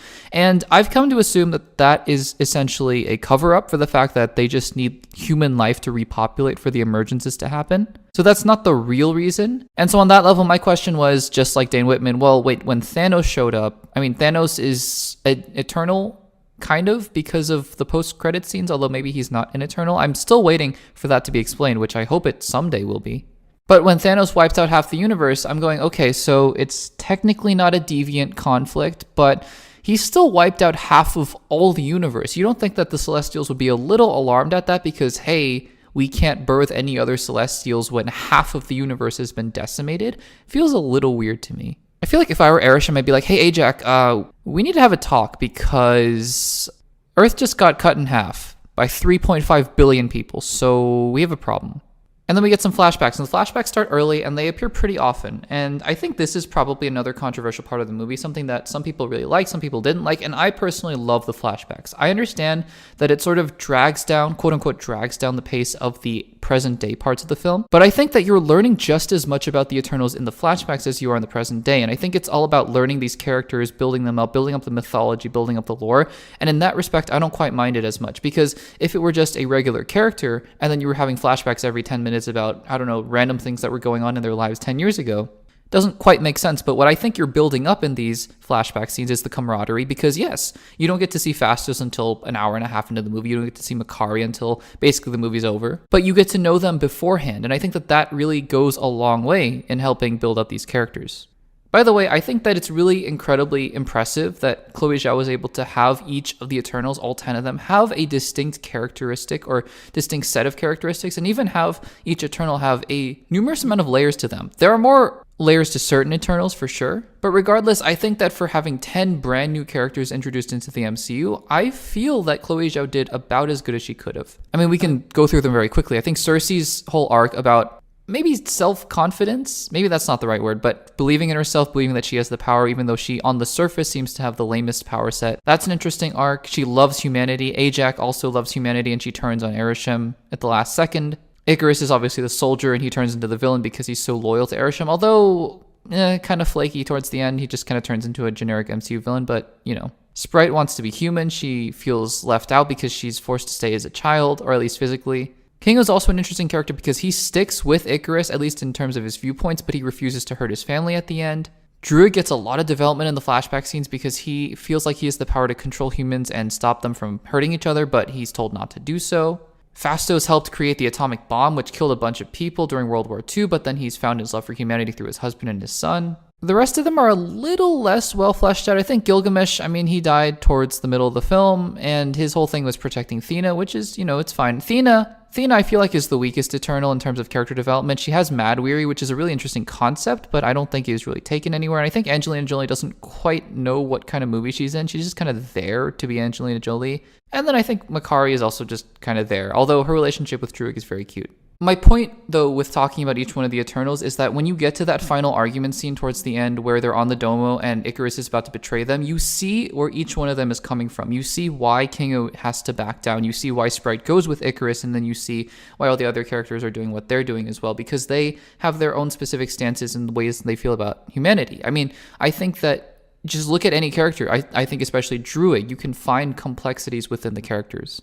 I got ahead of myself a little bit though. So anyways, they go and meet Kingo and Karun are some of the best parts of this movie. I think that the beginning part is a little bit slow and a little bit dark, but I kind of like that. But then you have your levity, and I think that this isn't just levity for levity's sake. It's not just MCU humor, I think, but rather I think it's inserted in there in a very well placed moment where I think you finally need some levity and need some humor, and Kingo and Karun, I love Karun. Another scene that I know got a lot of flack was the big world building scene where Arishem explains to Cersei what's going on. Now, I can understand why this one maybe didn't work for a lot of people, but for me, as someone who loves science fiction, loves fantasy, this kind of world building I'm a sucker for. I think maybe I wouldn't have had the Eternals just be pure synthezoids, like Vision. That makes me feel a little bit weird about it. Like, you could say Arishem just created regular beings, but anyways. But I'm just a sucker for world building. I think it makes a lot of sense. This, very tried and true conflict, the trolley problem, right? You save billions of lives by creating new Celestials, but you have to kill a few planets to get there, It's a tried and true problem, and it's a very complicated one. And I will say the weakest part of the movie is definitely the middle. The part where they go and meet Druig, and the part I think it's the Amazon where they're fighting the Deviant. And look, a lot of people say, oh, Eternals has one of the worst villains in the MCU. And I go, okay, really? And they say, yeah, Crow is such a terrible villain. Crow is the big deviant that's evolving throughout the movie. But I have to push back on that because while, yes, I think Crow is a very weak character, he's not the villain of the movie. Icarus is the villain of the movie. But anyways, going back to Crow, when he finally learns to speak in the Amazon forest, I understand that he's there to add even more complexity to the situation, that he's saying, look, Celestials created us, and then Celestials created you to kill us, and now we hate you guys, and we hate the Celestials, and all that kind of stuff. I just think that by the time you get to the end of the movie, when he and Thena are fighting, it doesn't feel like it's part of the same movie. It just doesn't feel like that's part of the conflict anymore. So I understand the point of the deviants. I think the deviants are sort of a plot device to get somewhere, but I would have much rather just not had that prime deviant evolving to the point where it had to be a major standoff at the end of the movie. It doesn't make that much sense. Although I will say, the action of the Eternals, like I said at the beginning, quite good. Quite good. Love seeing Icarus be basically Superman. Love Kingo's action visuals, the way that Makkari's running around as well. Everything's good. And so when you get to the end of the movie, it's about stopping the emergence, but it's also about the philosophical differences between the Eternals. I think that Icarus works as a more complicated villain than, say, your Malekiths or your Whiplashes or whatever, because he's following his moral code. He's a soldier. He's a soldier till the end. And while, yes, him sort of diabolically killing Ajax was a little bit too far, I think that you understand his mindset, and you understand that he's not just doing it for evil's sake. Like, he believes in the mission so much that he feels like he has to stop the other Eternals to finish it. That, to me, is where the slowness of the movie works especially well. The slowness doesn't work quite as well when it's just sort of action-y and plodding along, because then it's like, yeah, okay, why are we still here? What are we doing? But when the slowness focuses on the characters having conversations, like towards the end of the movie, right before the final fight, where the characters are discussing how they feel, the philosophical elements, the moral elements, the dilemmas, I think that's when the movie's sort of quote-unquote slowness is at its strongest. And look, at the end of the movie, I I mean, like I've been talking about, I think there are problems with this film, but I want an Eternal sequel so bad because I think that the concepts that are explored in this movie can be expanded upon even more. I think that Eternals films, as long as they're presented to the audience in a way that's understandable and palatable, can explain so much of the MCU. I mean, it's something as simple as, can we explain, that giant floating celestial in the middle of the ocean? That's for other MCU projects to focus on, and so far, as of the recording of this video, which is probably way in advance of when it's coming out, so I don't know, maybe they've explained it by now, but hasn't been explained yet. But I mean, things like Erisham and Judgment of Earth and things like that, Celestials, Eternals, Eternity in Thor Love and Thunder. The Eternals films are films that can explain giant concepts in the MCU in a way that makes sense to the audience and makes sense for the story. So I'm really hoping for an Eternals sequel. So like I said at the beginning, this is a film that I really enjoyed. I think that Chloe Zhao took a big swing, and whether or not you like this movie, I think that you should respect, in my opinion at least, you should respect that Chloe Zhao took a swing and made I think a deeper, more rich philosophical movie. May not have worked for you on that personal level, and that's okay. But for me, while I think that there are little nitpicks here and there are maybe a couple big points that I'm not a big fan of, I think that this movie is incredibly solid, and I really quite enjoy it every single time I see it. This is a franchise that I hope didn't get derailed because of the low box office, which was probably partly because of the pandemic, but also because of the low critic reaction. I hope that didn't derail, Kevin Feige's plans for the Eternals, whatever they were at the time and whatever they are now, because I really enjoy these characters and I hope to see them again soon. Let me tell you guys something. I may be lacking in a lot of qualities that may be helpful in life, but professional isn't one of them. Because when I tell you guys that I took pages of notes for this show, Hawkeye, I mean it. I took more notes for this show than any of the other movies or Disney Plus series that I've watched so far. And why? I have no clue. Welcome back to Access Blockbusters, everybody. This is a look back at the 2021 Disney Plus series, the last one of that year, Hawkeye. And as always, before we get into the video, if you haven't subscribed to the Access Blockbusters YouTube channel, make sure to subscribe, give this video a like, and let me know in the comments down below what you think about Hawkeye, whether or not it's your favorite, your least favorite Disney Plus show from Marvel, or maybe it's somewhere in the middle. Let me know in the comments down below, and let me know if you've rewatched the series recently as well, and if your thoughts have changed. As always with these videos, I feel like I don't have to say this anymore, but just in case anyone's watching this for the first time and hasn't seen any of the other rewatch videos, I break these videos up into 3 parts. Part 1, I talk about the context, the background, what was going on around the time of the release of the series, what I was thinking, what I thought the first time I saw the series, and what I was thinking going in to the second time, or I guess in this case, the second time. Some of the movies and shows I've seen more than once, but this is the second time I've seen Hawkeye, so what I was thinking going into this rewatch. Part 2 of the video is not necessarily a play-by-play, though in this case it might end up being more of a play-by-play where I go through most of the plot points, talk about things I liked, talk about things I didn't like, things that stood out to me on this rewatch versus the original watch. And then part 3 is basically how my thoughts may or may not have changed from the original viewing to the rewatch. So without further ado, again, if you haven't subscribed, make sure to do so, and let's get into Hawkeye. So by this point, we'd gotten 3 Disney Plus shows: WandaVision, The Falcon and the Winter Soldier, and Loki. And I think it was mostly because I didn't have much to compare those shows to that I pretty much enjoyed all 3 of them, and looking back now, I don't think I enjoy at least 2 out of the 3 as much as I did originally. I still love WandaVision, but Falcon and the Winter Soldier and Loki I liked a little bit more than I think I do now. And then we had Black Widow, Shang-Chi, and Eternals. So heading into Hawkeye, we were getting that quantity over quote-unquote quality from the MCU, and it was starting to sort of wear on me a little bit. I distinctly remember from Spider-Man No Way Home to Moon Knight, which was December to March, I believe, of 2022, I remember distinctly saying, thank goodness, I need a break from the MCU. And that was not something I had really said ever in the entirety of the MCU's run, because they had never released projects in that rapid succession, but we were getting basically project month after month after month, week after week after week, and it was a lot. Nevertheless, I am a sucker for Christmas. Christmas is my favorite holiday. I adore Christmas music. I'm one of those weirdos who start Christmas music literally the day after Halloween is over. I don't care. Sound off in the comments. I don't care. And so the fact that the MCU was making a Christmas show in Hawkeye, and Hawkeye is not one of my least favorite Avengers. I know everyone jokes about the least favorite Avenger thing. I think unironically, though, most people do like Jeremy Renner as Hawkeye. Adding on top of that most people also really like Haley Steinfeld, and you had yourselves the making for what could have been a very fun show. And that's really what my expectations were heading into the first watch. So then I watched the show, and look, it really didn't hit me in the same way that WandaVision did. It didn't have those high concepts like Loki. I didn't enjoy it nearly as much as Shang-Chi. But I remember the first time I saw it, I said, yeah, I had fun. And, I mean, Kingpin came back, and I feel like the final episode didn't quite hit me in that same way that I really wanted it to after the reveal of Kingpin at the end of episode 5, but I still enjoyed the show for the most part. And, I mean, the Christmas vibes, come on, impeccable, right? The further away from the show I got, though, the more I thought that finale didn't quite make sense. Then there are characters like Jack that not quite sure what his deal was, and then the villains were kind of weak with Eleanor Bishop, and Kate Bishop herself wasn't maybe the most likable character, at least towards the beginning. And again, going back to the whole quantity thing, because it came out at a time when there were so many other MCU projects, especially so close to Spider-Man No Way Home, the show just kind of faded into obscurity in my mind. I always remembered enjoying it, but never to the extent that I would remember specific things about the show.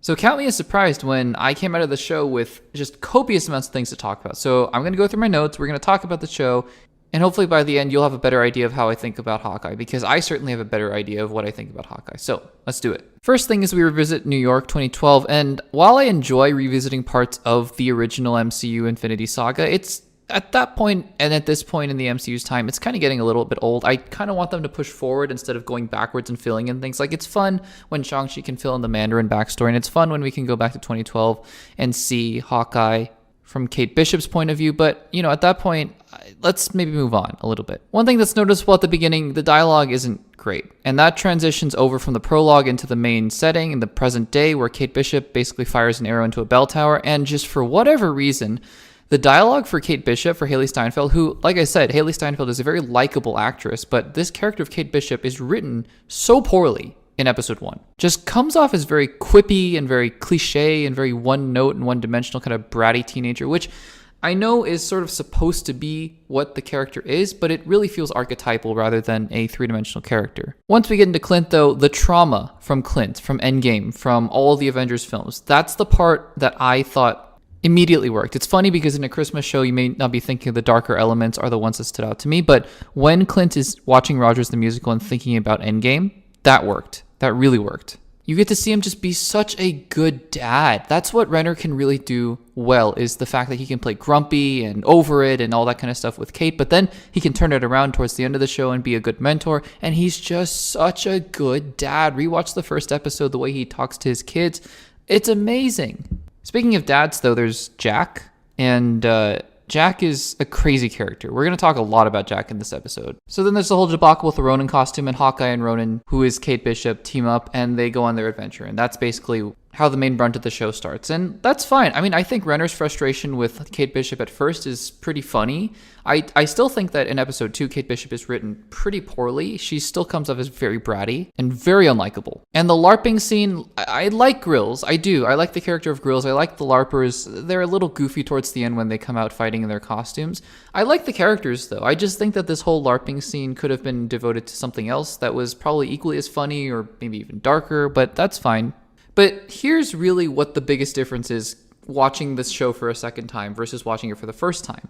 The second time, you know Eleanor Bishop is quote-unquote the villain of the show. She's pulling the strings, basically, under Kingpin's coercion? Is that the right word? But anyways, you know that she's the villain, and so you know that the entire time Jack is not a villain, because here's the thing about this show. Here's the thing about Jack as a character, Jack Duquesne, played by Tony Dalton. The show tries so hard, so incredibly hard to make you think that Jack is the villain, to the point that while I understand the idea of a twist and the idea that you're trying to subvert expectations at the end because Jack really isn't the bad guy, it's Eleanor, and Eleanor is framing him for everything, it makes Jack as a character feel useless. And so in order to characterize Jack as someone who kind of looks shady, he comes off as an idiot. Jack is just so dumb when you look at the show, realizing that he's not actually the villain. Which, okay, fine, but then when you just have scenes of Jack talking, it's like cringeworthy but funny, but unintentionally funny and cringeworthy. The show just spends so much time trying to convince you that Jack is the villain that it kind of forgot it had to make a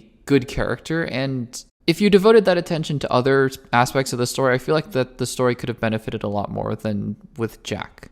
So look, in my notes I wrote, after 2 episodes, this show is kind of amusing. Episode 3 picks up, though. The action is much better. It's noticeably better because you have that one tracking shot through the car when they're driving away with the Nutcracker music. That's one of the better action scenes in the MCU, actually. You have Clint losing his hearing a little bit, so he's kind of relying on Kate Bishop. Maya Lopez enters the scene as Echo, played by Laco Cox. And that scene, by the way, each MCU Disney Plus show, to be fair, has at least one or two scenes that are very emotional. Quite emotional, actually. For example, in WandaVision, you can count all the scenes. There's so many. Falcon and the Winter Soldier, you have the scene with Bucky and Wakanda, for example. In Loki, you have the scene where Loki is talking to Mobius about the fact that he doesn't want to be a villain. And in Hawkeye, it's this scene where Hawkeye is on the phone and Kate Bishop is helping him by writing down what his kid is saying on the notepad. Truly an emotional scene. And here's the key, a moment of growth for Kate Bishop, because while I admit that I really don't like the character of Kate Bishop in the first 2 episodes, what I can see in this show that I can't see in a lot of other shows, to be fair, is growth, is character growth. So Kate is becoming more likable because she is understanding Clint as a character more. And you end episode 3 with a better understanding of who these characters are. So you start off episode 4 with Eleanor Bishop, Jack, Hawkeye, and Kate. And then it makes sense, right? Because Eleanor Bishop is worried that there's an Avenger involved, so she hires Yelena. So these things actually make a lot more sense to me than I originally had thought. So Yelena's introduction into the story actually feels a little more organic than I realized. Again, only problem is we're still meant to think that Jack is the villain, and it just doesn't work. But again, going back to the parts with Kate and Clint, you get more character growth because you have Kate understanding that she is ruining Clint's Christmas, his opportunity to be home with his family for Christmas, and so she tries to cheer him up. And they have another great conversation about Vormir and about his time as the Ronin. It's getting better, you know? This show, surprisingly, got better with each episode. By the time episode 4 was over, with the fight between Yelena, Maya, Clint, and Kate, I was on board. Episode 5's opening with Yelena undusting, one of the best scenes in the MCU Phase 4, because just watching these characters go through that traumatic event is somehow morbidly fascinating. And everything Yelena does and says in episode 5, basically the whole show, it's crazy because the 2 things that Yelena Belova had been in thus far, Black Widow and Hawkeye, she's the best part of both of those things. She's funny, the mac and cheese scene, amazing. But then she goes to heartbreakingly sad when she talks about Natasha and her death and the reason she wants to kill Clint. So even after she realizes that Eleanor Bishop is the one who hired her and she doesn't really want to kill Clint because of Eleanor Bishop, she still wants to kill Clint because of her trauma. And by the time episode 5 ends, I mean, Clint has the watch, right? The Mockingbird watch for his wife. He has the Ronin suit. He could get out. But what I love about the show at this point is that Clint is on board now because he wants to protect Kate. He and Kate are partners. This show, I was so surprised because what it did incredibly well is show growth for the characters. It's subtle. It's not quite there. And this is really one of the benefits of watching the show all in one go versus week by week. Because week by week, you don't notice these progressions as much as you do when you see the show in one go. So by the time you get to episode 5, when Kingpin's involved, Clint is like, I'm not here to save my own skin. I'm here for you. I'm here to help you. That's growth. And I think episode 6, actually, the Hawkeye finale, is one of the better finales in the MCU. Falcon and Winter Soldier finale surprised me. WandaVision finale, I love. Loki finale, I really don't love. But the Hawkeye finale tied everything together really well. I understand people's complaints about Kingpin not being the Kingpin from Daredevil, being sort of a more metahuman kind of Kingpin. I don't mind that. I'm sure we're going to see more of the actual Kingpin kind of character that we know and love in Daredevil Born Again. So it's just kind of fine to have him be this big antagonist, but more of his looming presence throughout the show. I think that they did a much better job of the looming presence of Kingpin in this show because it's all about hierarchy, right? It's all about where does this lead and who is at the top of this chain that Clint is so afraid of versus He Who Remains that I don't think that they... I guess it's more about the reveal for me and Loki. Anyways, that's a whole other tangent. The action in the finale is really fun. You see Clint and Kate working together. Yelena and Kate are iconic. And then the Yelena scene in the ice rink. Oh my goodness, the Yelena and Clint scene. It's incredible. Put Florence Pugh in everything. She has to just be the leading actress in the Avengers or whatever they're going to do in phase 5 and 6 and 7. She's amazing. And you know what? Against all odds, because I just vaguely remembered liking this show. This is one of my favorite shows in phase 4. It might be when it's all said and done. I still have to rewatch Moon Knight. I still have to rewatch Miss Marvel. I still have to rewatch She-Hulk. This might be my second favorite MCU Disney Plus show. It doesn't have the deep resonance like WandaVision, although it has its moments, and it doesn't necessarily have the mind-bending plots of Loki. It doesn't have sort of the grounded subtext of The Falcon and the Winter Soldier about racial relations in America and racial injustice. But what it does have is, I think, a compelling story, compelling characters that you really get to attach to and love, and that grow that become better characters and better people. And I love that for the show. It's set in Christmas. I really enjoy Jeremy Renner. I enjoy Haley Steinfeld by the end of the show. Not by the beginning, but I can sort of see how they're balancing out this character to where she can get to a point at the end of the show for her arc. And overall, I really liked it. I sort of wrapped part 3 into part 2. I just sort of told you what I thought about the show versus my first time. But I think that this show greatly benefits from a rewatch because these are just not things you're going to pick up on the first time you see this show. And so I would highly recommend rewatching Hawkeye if you're sort of iffy about it the first time. You may not like it the second time, but I hope you can appreciate some of the things that I was able to appreciate this time around. Not going to lie to you, there was a point in the middle of this movie where I went, did I trick myself into liking this movie that much? Did the hype just get to me? Did I feel the same way by the time the rewatch ended? You'll have to find out. Welcome back to Access Blockbusters, everybody, and welcome to a re-examination of one of the most anticipated movies of all time, Spider-Man: No Way Home. But before we get any further, make sure to subscribe to the Access Blockbusters YouTube channel, give this video a like, and comment down below with what you thought of Spider-Man: No Way Home. What were some of your favorite memories watching this in the theater for the first time? How did your audience react when Tobey and Andrew came out?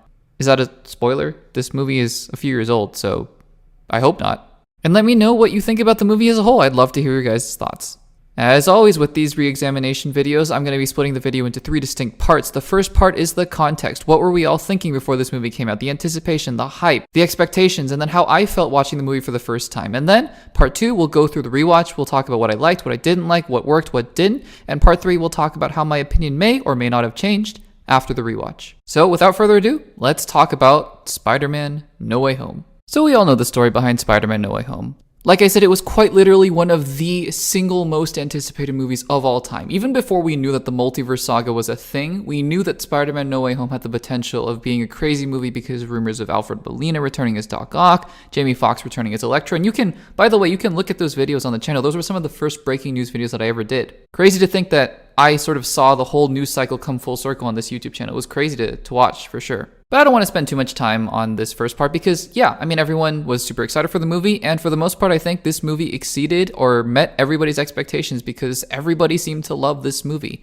It came at a time when theaters were opening up again for the first time, and people were excited. I mean, it was the first real post-theaters closing movie where it just came out and crushed the box office, made nearly $2 billion, which is crazy. Everyone loved the returns of Tobey Maguire and Andrew Garfield, and it seemed like the MCU was back on track. I mean, I don't know at that point if anybody thought that it was really off the rails, but I think that there was a sense that, well, we still need to kind of get the MCU back to where it originally was, even though people at that point were not necessarily disappointed in the MCU. And so I think Spider-Man: No Way Home did a lot to help with that perception. Plus, we were really excited about the multiverse stuff that was coming out, especially with Loki, although, again, wasn't a huge fan of Loki. But we had something like Doctor Strange in the Multiverse of Madness coming out, Ant-Man and the Wasp: Quantumania. So yeah, the future was bright for the Marvel Cinematic Universe after Spider-Man: No Way Home. So I've seen this movie a couple times again afterwards, so this rewatch isn't the second time I've ever seen this. But I guess those other rewatches have been more casual, so I haven't necessarily sat myself down and just watched the movie in its entirety again. So I was really curious to see what I would think about the movie, and like I said in the end, I really liked the first hour, because the first hour reminds me a lot of one of my other favorite MCU movies, Spider-Man: Far From Home.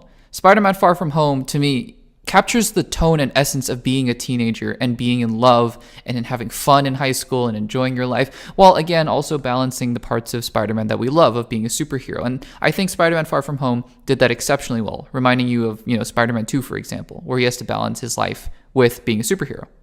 And the way that I describe Spider-Man: Far From Home is breezy. It was very breezy. It was very light. It had some slightly emotional moments, but it was just cute. It was a very cute movie, but to me, it just captured the essence of high school. And that's why I really love that movie so much. It's so rewatchable. It's so fun. The first hour of this movie felt very Spider-Man: Far From Home, which is odd because every time I see this movie, I come out of it saying, wow, it was so emotional. It was so dark and heavy, and yet it was so good in Spider-Man, and it was deep, and it had all the essence of the character that you love. And the first hour, I was like, was I misremembering everything? Because I know it had been a little bit since I had seen the movie last. So I think up until the part when the apartment fight happens with Green Goblin, I was enjoying the film a lot, but it felt a little bit too light, if that makes sense.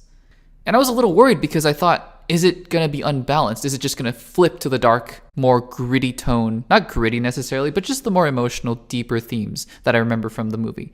And here's the thing. We'll go through the first part of the movie before I get there, but I will say Spider-Man: No Way Home has one of the best balances of tones in the MCU. So let's talk about the first hour of the movie before we get into the darker parts. But one of the other brilliant things that they did in this movie was ground the emotional stakes in Peter's real life. Again, one of the things I love about Spider-Man Homecoming and Spider-Man Far From Home, two of my all-time favorite MCU films, is that they are grounded in Peter's real life as a kid, as a high schooler. In Spider-Man Homecoming, he is 14 years old trying to deal with the responsibility of being a superhero and having Iron Man as his mentor. Spider-Man Far From Home, he just wants to fall in love with MJ and tell her how much he likes her, and then he gets wrapped into all this Mysterio conflict. In Spider-Man No Way Home, it's the little wave and smile that Tobey Maguire gives to Ned's grandma, because that just feels so Tobey Spider-Man, you know? I think that they were able to step right back into their characters so seamlessly. Loved that.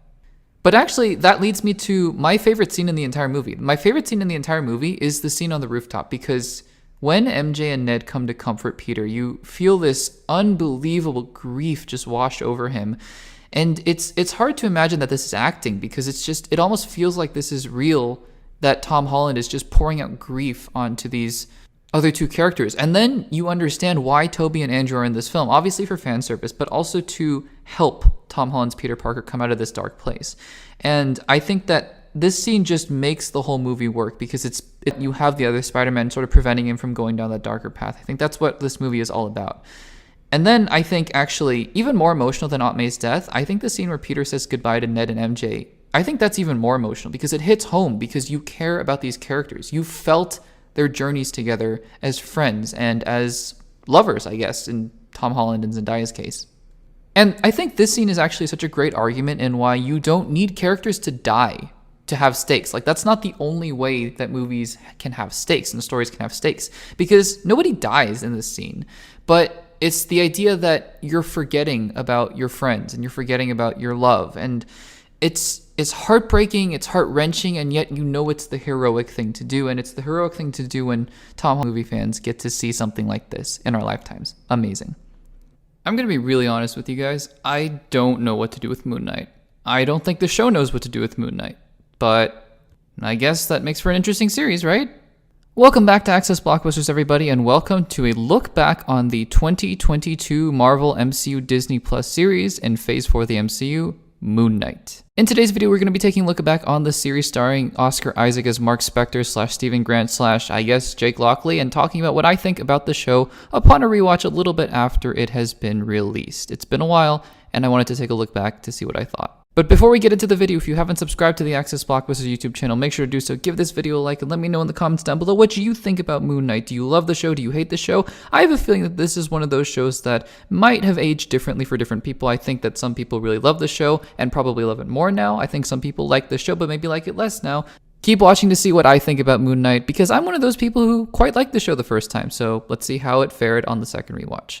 As always, these videos are divided into 3 distinct parts. The first part is me talking about the context of the show when it came out, what I was thinking at the time, what my expectations were, and then what I thought about the show as I was watching it the first time week by week. The second part of the video will be me discussing what I liked, what I didn't like on the rewatch, and what I think about the show in general this time around. And the third part will be comparing how I thought about the show the first time versus how I think about it now. Alright, got all that? Let's talk about Moon Knight. So to kick things off, Moon Knight was a show that I thought had immense potential. From the first trailer, and I believe the show only released 1 trailer, I thought the concept was so fascinating. And look, I'm not a diehard comic book fan, so I didn't know a ton about Moon Knight, but I knew that he was a character that had so many dimensions and layers to him, and I think that there was infinite potential with a character like this.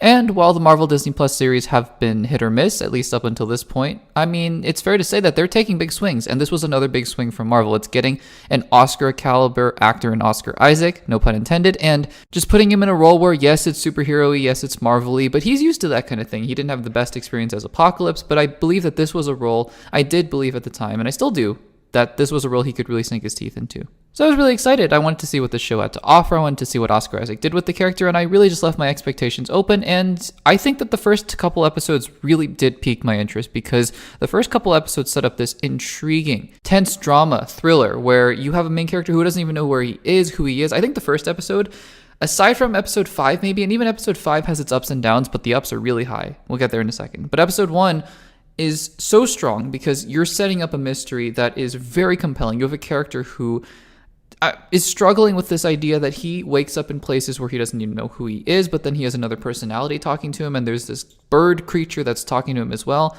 Is it fair to say that episode 1 of Moon Knight is the best pilot of the MCU Disney Plus series? I think it might be, honestly. And I think some of the other ones are very strong, but episode 1 is one of the better starts to an MCU series. And look, I mean, maybe that's not high praise because it's fair to say that I think the MCU series generally start out stronger than the end. So it's still worth noting, though. I think that the first episode did an incredible job of setting up a lot of different things, the characters, the plots, the themes, the tone of the story in about 40 to 50 minutes. But the week-by-week format was interesting for Moon Knight the first time it came out because I think that each different episode had a unique flair or tone to it. So it was harder to recognize an overarching story, I think, with this show, but it was fun to watch each individual episode because each individual episode brought something new.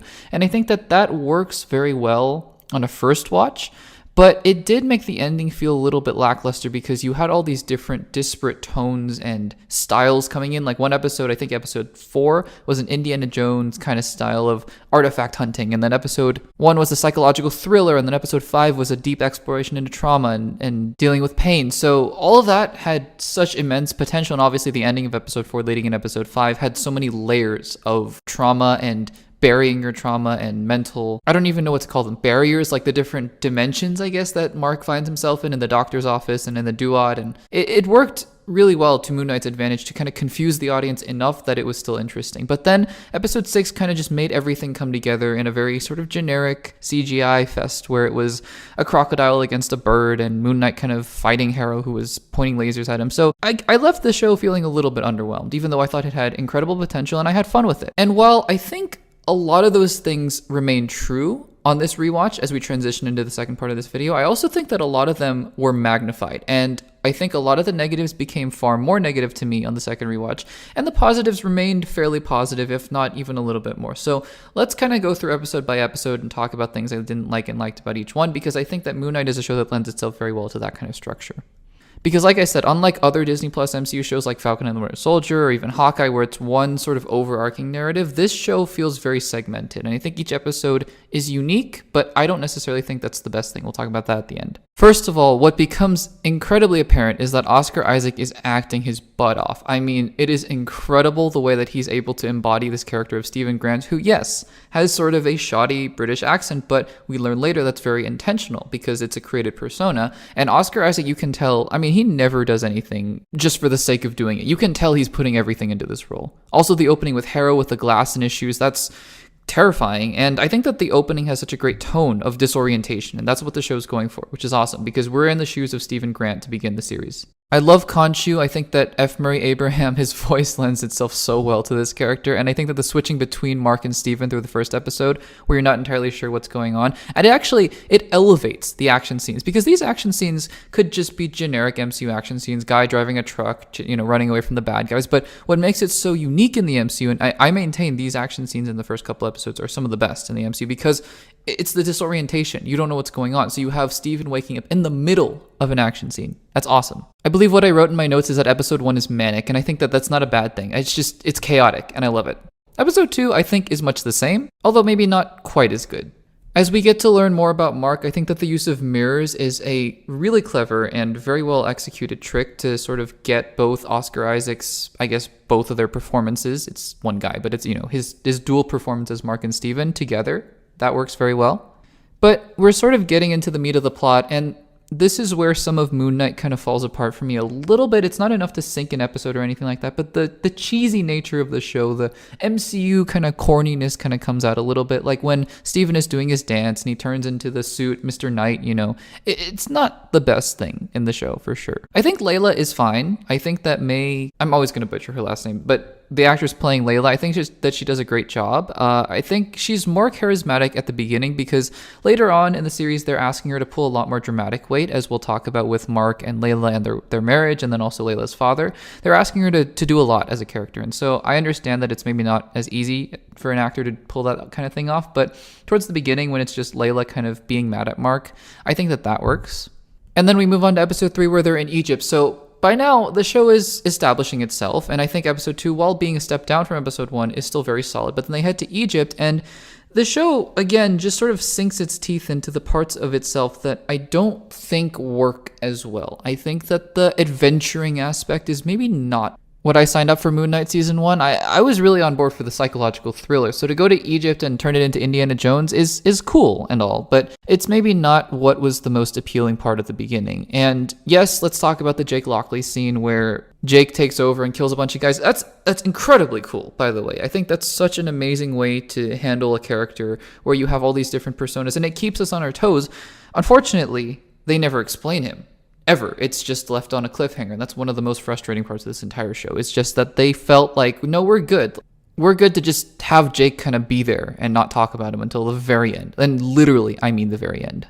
Although, I think it's in episode 3, the scene where Mark is in front of all the Egyptian gods and he says he's unwell. That's actually one of the better moments in the show, where it shows Oscar Isaac's ability to act.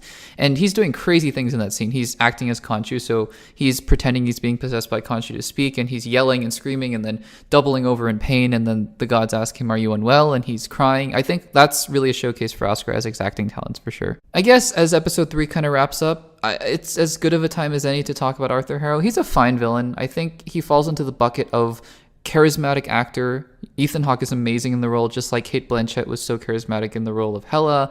And I think Kurt Russell was very charismatic as Ego. But some of these villains just don't have the most compelling arcs. I think that the philosophy behind these characters, where one is serving a god who wants to punish people before they've committed the sin, while another is serving a god who wants to have vengeance after the fact, that's interesting, but it doesn't quite translate to the characters themselves. So Arthur just kind of comes off as a cult leader, which Ethan Hawke does a very good job of playing. And then we get into episode 4, and this episode is just confusing to me because I appreciate the Indiana Jones kind of aspects of this episode, the artifact hunting, but the show has this tonal whiplash, and really that's no pun intended, but I think that just having these zombie creatures come out of the middle of the tomb where they're searching for the artifacts and looking for the key to summoning Amit, it doesn't feel like it's part of the same show that I was watching in episode 1. And that's a little jarring when you're watching this whole series in one go, which is a difference between this rewatch and the initial watch, right? Where it was coming out episode by episode, week by week. So while I think episode 4 is fun and fine on its own, where they're going into the tomb, I think, and looking for the Ushabti, is that what you call it? Doesn't feel like it's part of the show. And then leading into episode 5, that episode really doesn't feel like it's part of the show. But I will say, quality-wise, it feels like they put all of their emotional weight and all of their writing prowess and skill into episode 5, and I have to commend them for that, because episode 5 is one of the heaviest, darkest, most poignant episodes, even scenes, moments of the MCU ever. And I know I've been saying that a lot because it's true. Each series of the MCU thus far in Phase 4 has had its moments. Every single one of them. Even The Falcon and the Winter Soldier, a series that I don't love, but it has its moments, and this episode 5 of Moon Knight is incredible. I know they're kind of copying the format of WandaVision, where you're going back through your past and reliving your trauma. I get that. It does bother me a little bit that they just did the exact same thing, basically. And the whole CGI hippo is not great. CGI crocodile is less great in episode 6. But I think what makes this work is Oscar Isaac. And that's what I can say about this entire show. It's Oscar Isaac. It's a driving force, right? He is a force to be reckoned with in this show, because the amount that he has to invest into this role is outstandingly large. And so to see his pain just shifting back and forth between Mark and Steven, and seeing the pain that he feels when he sees his mother in the flashbacks and he sees his father in the flashbacks and relives the trauma of letting his brother die unintentionally. It's painful, it's heavy, it's poignant, but you understand the reconciliation that happens at the end of this episode. Which then leads into episode 6, which is it's CGI crocodile versus CGI bird, and it's Moon Knight versus Harrow. Ethan Hawke standing in front of a green screen just pointing a stick at nothing, which is what I'm assuming happened. And the sad thing is we don't even get to see Ethan Hawke get defeated, because it happens by the hands of Jake Lockley. So again, it's a show that felt like at times it knew exactly what it was doing, and it did in episode 1 and episode 5. And then it's a show at times like in episode 6 where it kind of felt like it was both too smart for its own good and too MCU for its own good. And that's a real shame. It's a real shame. Because I came out of this show liking it significantly less than I did the first time. Now, do I hate this show? No. And like I've mentioned before, if you've been listening through the entire video, by the way, thank you so much. But I think episode 1 and episode 5 are probably 2 of the highest ranked MCU Disney Plus episodes in my head. Like, if I had to rank every single episode of the MCU Disney Plus shows, I think both of them would be in the top 5. But it's it's not enough to kind of carry the series where it needs to go. And the series had lofty goals, lofty ambitions. But at the end of the day, I mean, what else can I say except Oscar Isaac is amazing in it? But I mean, everyone says that because it's true. I mean, it's not factual. Obviously, you might hate Oscar Isaac in it, but I think Oscar Isaac gave it his all. And I can commend him for that. And he's a character that I want to see in the future. One thing I will say about episode 6 is that the reconciliation between Mark and Steven, where they're kind of flipping back and forth between the suits, I would love to see that in the MCU. They're just confusing the heck out of everybody, all the Avengers. And then I don't know what to do with Jake. So it's a show that I think I would love to see a season 2 of. I think so. But it's a show that I wish just resolved what it needed to resolve and took time to flesh itself out before it had moved on to another season or a future MCU appearance. And frankly, I have no idea even where he's going to appear in the MCU next. So we'll have to see about that. This video is recorded probably a long time before the video actually comes out. So if he has shown up in the MCU since then, well, there you go. Did I get you guys? Hello everybody, welcome back to Access Blockbusters and welcome to a look back on Doctor Strange in the Multiverse of Madness. Today we'll be taking a look at the 2022 MCU film that featured Benedict Cumberbatch as Doctor Strange, as well as many other multiversal figures that pop up along the way. But before we get into any of that, if you haven't subscribed to the Access Blockbusters YouTube channel, make sure to do so. Give this video a like. If you're enjoying the Phase 4 MCU look-backs and rewatches, let me know in the comments down below. Comment with your thoughts on Doctor Strange and the Multiverse of Madness. As always, this video will be broken up into 3 parts. The first part will be explaining the context behind the film, what was going on around the time, what my thoughts were before going into the film for the first time, what my thoughts were when I saw the film for the first time, and then what my thoughts were going into the rewatch. Part 2 is a sort of rundown of the film, new details that I spotted, what I thought about the film this time around upon the rewatch, and then the third part is going to be whether or not my opinion changed upon rewatching the film. So with all that being said, let's get into Doctor Strange in the Multiverse of Madness.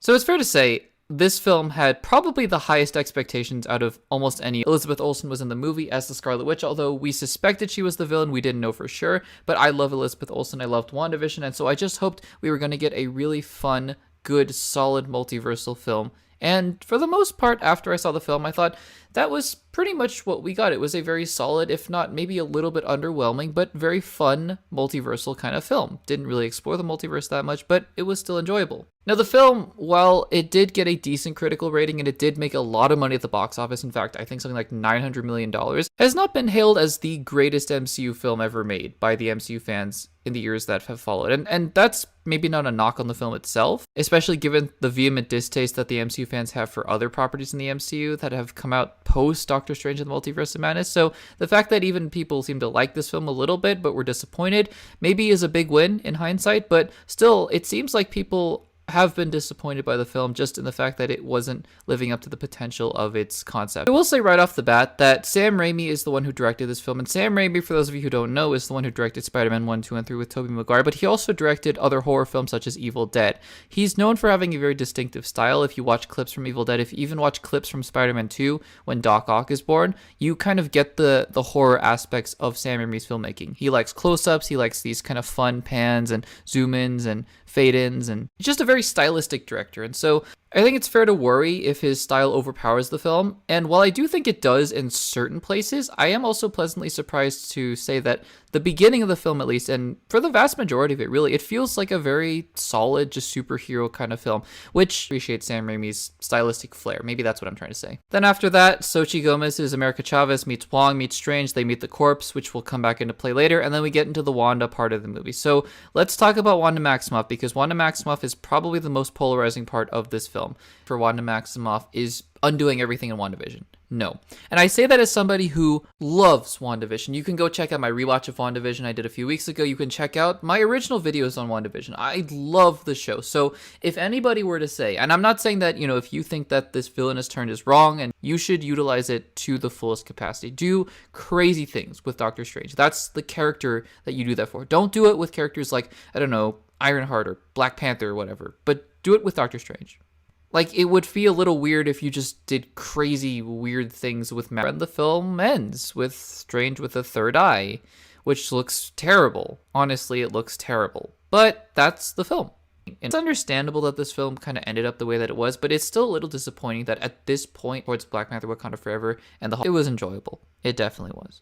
I mean, I'd be the first one to acknowledge that between 2021 and 2022, the MCU released way too many TV shows and movies. And honestly, I don't think anyone was really that disappointed when Marvel announced they were going to focus more on quality versus quantity. But still, it is a little bit of a bummer because I think without as many TV shows, you wouldn't get little gems like Miss Marvel. Here's hoping that the MCU continues to make shows like this because, for the most part, this is what the superhero genre needs. Hello everybody, welcome back to Access Blockbusters, and welcome to a look back on the 2022 MCU Disney Plus show in Phase 4, Miss Marvel.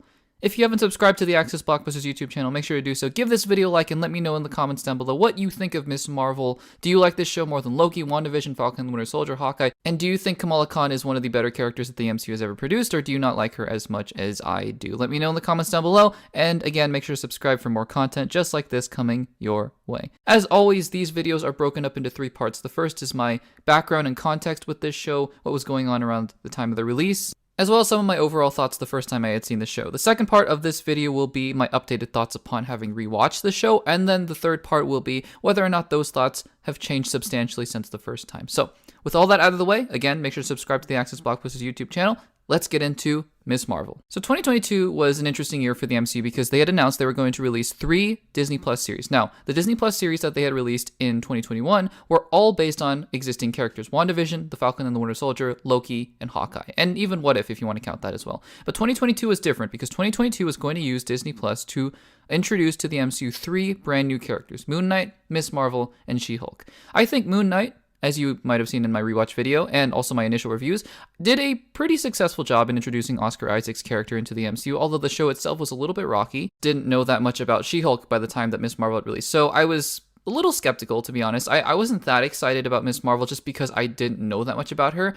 And yeah, admittedly, it was about at this point that I went, maybe we should start slowing down the content a little bit because, I mean, it's a lot, right? And to have all these shows come out and you just don't know these characters and some of them are hit and miss, you're like, maybe we should just kind of, ramp it up a little bit more slowly and introduce these characters in the movies, because all the movies that came out this year, Doctor Strange 2, Thor 4, and Black Panther 2, were based on existing characters. So I thought that was an interesting shift in the dynamic. That being said, the first trailer, and I think the only trailer, was actually quite entertaining, and I enjoyed the tone quite a bit because it really dug into a stylistic tone of a high school movie, high school show, the John Hughes kind of vibe, even kind of Spider-Man Homecoming, if you will, which took inspiration from John Hughes. But I think it was allowed to go a little further because in Spider-Man Homecoming, you couldn't really have the graphics all around. But in Miss Marvel, it looked like you had all the graphics moving around, the fun transitions, all that kind of stuff. And then you had yet another brilliant casting decision, even just based on the trailer, in Kamala Khan and Iman Vellani. And so I was looking forward to the show. Captain Marvel itself, the movie, was not my favorite MCU movie. And I know that this show didn't have much to do with Captain Marvel, just the 2 properties, but I knew that the character would be referenced, and it just didn't add up to me being all that excited. That being said, and you'll know this because I did episode by episode breakdowns of all 6 episodes of Miss Marvel. You can go check out my initial thoughts on the show on the YouTube channel. I just fell in love with the Kamala Khan character and the Khan family in the first 3 episodes at least. The first 3 episodes to me are perhaps some of the strongest pieces of content that the MCU has ever made. And I know I keep saying that because it's true. I mean, the first half of Loki, the first couple episodes at least of Loki are just incredibly strong. The first little bit of Moon Knight, really incredible. But I have to say, and I can't see She-Hulk topping this. I'm sorry, I can't see She-Hulk topping any of this, but I might definitively say for me, as of the recording of this video, that the first 3 episodes, the first half of Miss Marvel, is the best first half of any MCU Disney Plus show that they've made. And I just find it hard to beat because the family dynamic is so authentic, the cultural elements are so authentic, Kamala Khan is so authentically just genuine, such a genuine character, and then also the stylistic elements of the show, the wedding, like I mentioned before, all the graphics on the walls of the sides of buildings, and then, of course, all of the elements to the Avengers, the references to the MCU, her supporting cast of Bruno and Nakia. It just felt authentic. It felt like a sitcom in the MCU in the best way possible, where we were just living in the life of somebody in the MCU, and I just love that. That being said, the next couple episodes fell flat, the ones where she went to Pakistan for me, and then by the time they wrapped up the series, it was a little bit too little too late. So going into this rewatch, that was sort of on my mind. Was the show going to fall off a cliff after episode 3? And here's what I will say about that. We will go more in chronological order, but I just want to say up front that while I was bracing myself for a severe drop-off in quality, because that's frankly what I experienced the first time, I don't think episodes 4 and 5 and 6 to a lesser extent fell off as much as I thought they were going to. Not nearly as good as the first 3 episodes, certainly not. but not nearly as bad as I remember them being. That being said, let's start from the beginning. Let's go from the first episode, and then we'll kind of work our way throughout all the twists and turns of the show. This show opens with Kamala Khan literally being a YouTuber, and one of the things I wrote in my notes is just Kamala is one of us. I love that about the character. She is somehow so relatable and yet so seamlessly able to fit into a universe that is full of superheroes and aliens and monsters. It's unbelievable how good of a job the writers did with the first few episodes of establishing how a character like Kamala Khan can live in the world of the MCU. Again, just to reiterate, I've said it many times already, but the style of the show, the graphics, all the little animations that pop up, the things that appear on the walls, the text messages. I love the text messages appearing in the designs of the buildings, like the neon signs. Just amazing. This is really, I think, a perfect recipe of how a director, or a set of directors, I guess, can give their unique style into the MCU while also being in the MCU, not feeling like it's completely dissonant. I think, and we'll get to She-Hulk in a couple weeks, but I think from what I remember, She-Hulk was sort of the other extreme where it just felt too stylized and maybe not enough in the MCU, for example. And then you have something like, I don't know, just reaching into the bag of MCU, like Thor the Dark World just kind of felt very MCU generic. But I think that if anyone has the complaint of the MCU doesn't allow directors to express their creativity, I can't disagree more just based on Ms. Marvel. I know that, you wish you could have more of this in the movies and the bigger productions, but still, this is fantastic. And really, the rest of the episode is just establishing the supporting cast, the family. I love the family. Each of the characters, the mom, the dad, the brother's wife, fiance. Bruno's a great character. Naki's a great character. Everybody, I mean, Zoe's a character, but she's not really that important to the show. But all the characters are just so well-rounded because they feel real. The high school feel, it feels real. It feels like how Ned Leeds and MJ are real characters. In the Spider-Man corner, that's how I feel about these characters. They feel real. And what's also so real about this show is that it deals with human emotion. I mean, the first couple episodes barely deal with Kamala being Ms. Marvel. There are some training scenes in the second episode, and there's the whole saving the kid scene in the second episode. But the first episode just focuses on her being a kid with her family. And I have to say, the scene where she is wanting to go to AvengerCon, and her parents finally say yes, and then her dad shows up wearing the Hulk costume, and they're so excited, and she just breaks their hearts. It's devastating. I mean, it's one of the most heartbreaking scenes I've seen in the MCU because you just feel the raw emotion between the characters. You feel the disappointment, the hurt, the sorrow, the guilt, the shame. It's all there. And that's what I love about this first episode, is that it brings out the real human emotion. And then there's a line later on which speaks to the even deeper themes of the show about the culture and the race relations and being a Muslim in America, of Kamala saying to Bruno at one point, I don't know if it was episode 1 or 2, but she says, "It's not the brown girls in Jersey City who become superheroes," or something to that effect. And Bruno says, "Why not? Why can't you be?" And I thought, I mean, that's just such a great message to have, that Kamala is one of us, but she's more than just one of us in terms of she's a kid. She's representing so many different people from so many different backgrounds, and I love that about this show. So then we get introduced to Kamran, and Kamran, I think, as a stand-in for the high school crush, is cool. I have a lot of thoughts to say about Kamran as a villain or an anti-hero or just a general, I don't know, MacGuffin at the end of the show, but we'll get to that in a second. But then you're more introduced to Damage Control. And look, I mean, Damage Control are suitably just terrible. They're jerks, and you just hate them. But I think that was the intention of the show. And honestly, I would have been fine with Damage Control just being the villains of this show. That's something that became more and more obvious to me as we went along. But, I mean, this show just didn't need as many villains as it had. But, again, we'll get there. Second episode, though, is more of the same, which is a good thing, by the way. It's a great thing, though. We're spending more time with Kamala's family. We're getting to know her as a character. She's beginning to tap into her powers a little bit. They have the whole nightlight scene at the mosque where she saves the kid. But, again, not that much superheroing, if you will, until she meets Najma. So then we head into the third episode, which is the wedding episode at the end. But this is where the clandestines are entered into the scene. And for the most part, I actually think in episode 3, they're okay. Like, I think the character of Najma is okay. How many times have we seen, an alien race or an alien species wants to return to their home, or I guess they're not aliens, they're jinn or extraterrestrial beings or interdimensional beings or whatever. They want to return home. Superhero protagonist or hero protagonist has the way to get them home. Hero protagonist doesn't think it's safe. Then they get into a fight, blah, blah, blah, blah, blah, all that kind of stuff. Spider-Man No Way Home even just did something similar, right? Honestly, though, the best parts of episode 3 are the wedding. There's also a great conversation between Kamala and her mom. and they talk about just the struggles and the pain that they're going through, and they begin to bond and relate to one another. But then the clandestines show up again, and Najma kind of makes her villain turn, and that's when the show kind of dips a little bit. Now, this is where we get into the Pakistan episodes, and like I've reiterated many times in those individual episode breakdowns, it's not the fact that they go to Pakistan and they explore that part of the world and that part of the culture that I dislike about the show. Not at all. In fact, if they did an entire season 2 where they explored this in depth and they explored the Red Daggers and they explored all of that culture and all of that backstory with Aisha, would have loved that. Would still love that, honestly. It's the fact that it just didn't feel like it was part of this show.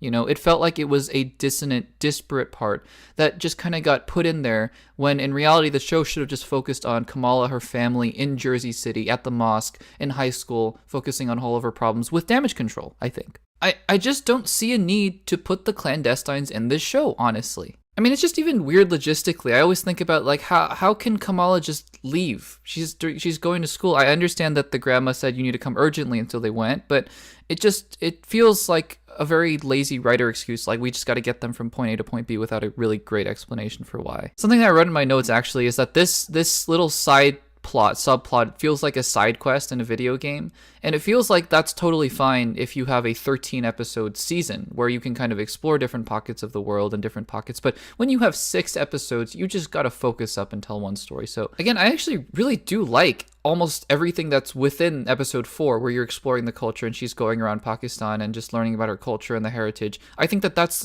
amazing, actually.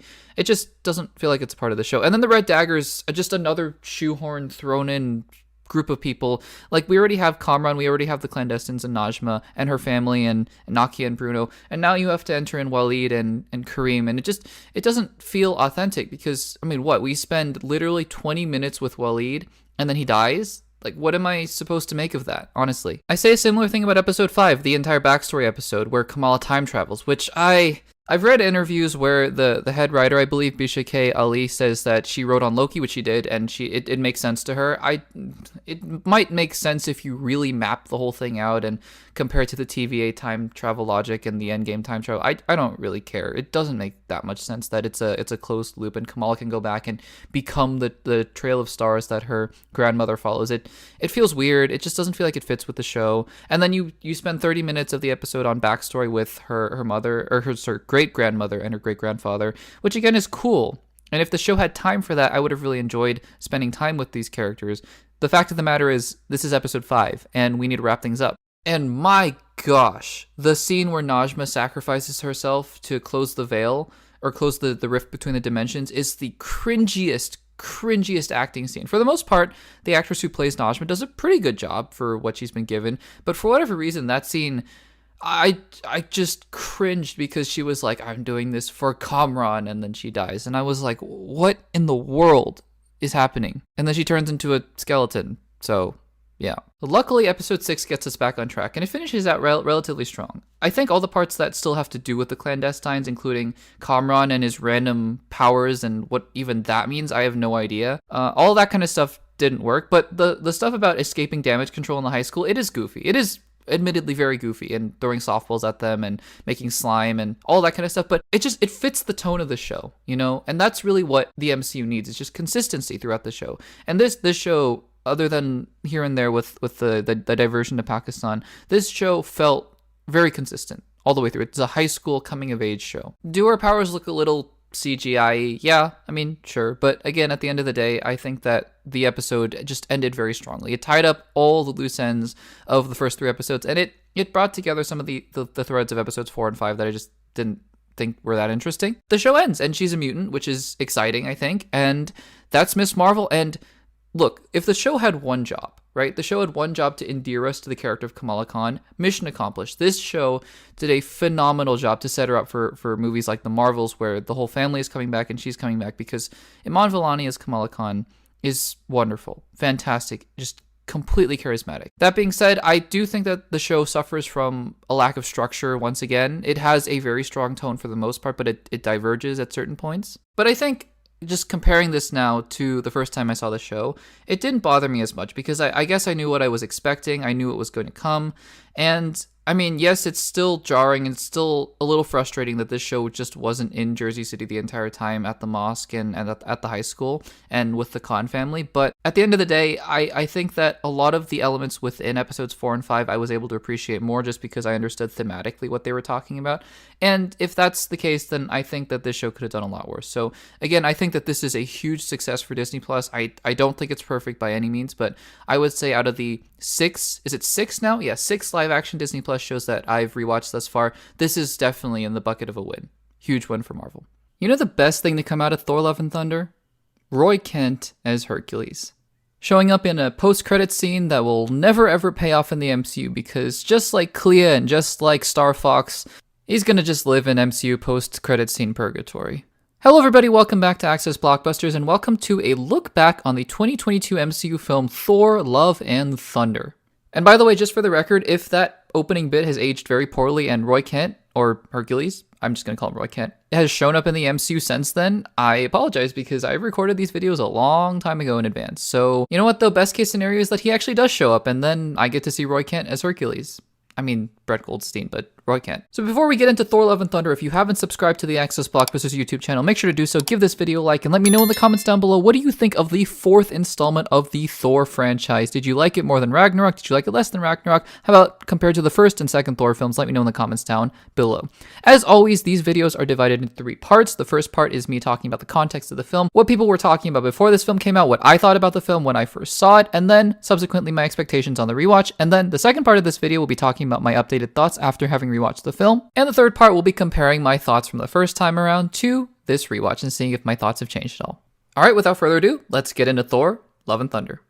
It's kind of crazy for me to look back on the MCU and realize that the only main character who has gotten 4 installments in their own franchise has been Thor. 4+ installments, I guess. Because I know that Captain America has a 4th film, Captain America Brave New World, but that's not the same Captain America. It's Chris Evans' Captain America had 3 films, and then now Sam Wilson has his own films. But it's crazy because Chris Hemsworth is the only OG Avenger to have surpassed the trilogy mark and gone on to make a 4th film.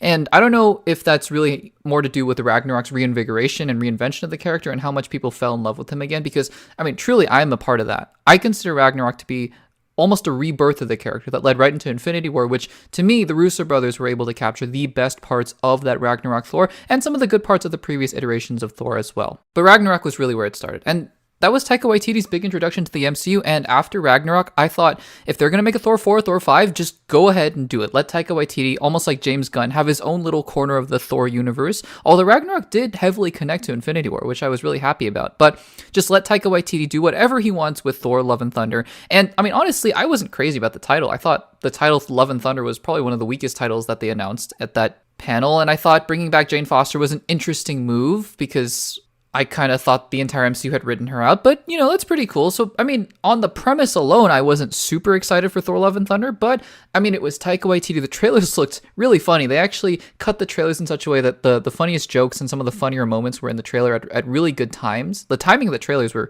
quite good, actually. So it looked like it was capturing that lighthearted spirit of Ragnarok with the improv kind of comedy that was really well counterbalanced by great action, great stakes, and also some good drama in there as well. Now, after I saw Thor Love and Thunder for the first time, my instant reaction was, I think it's fine. And a lot of that, I think, has to do with just me not willing to accept that the MCU quality had dipped so far at that point. And that is not to say, because if you've watched the previous rewatch videos that I've done on this channel, you know, Doctor Strange, The Multiverse of Madness, for example, I don't even think anything in Phase 4 is particularly that bad. Black Widow, Doctor Strange 2, I think they're fine. They're entertaining movies, but I just wasn't ready to admit that the films had just altogether, collectively, dipped in quality in such a significant way, and just significant by MCU standards. So when I came out of Thor Love and Thunder the first time, I don't think I liked it, frankly, but I kind of thought, you know, it was fine. It was me trying to find the good parts of any film, and I think that that's a valuable skill to have, you know, it's just to go into any piece of entertainment, any piece of media, and look for the good things.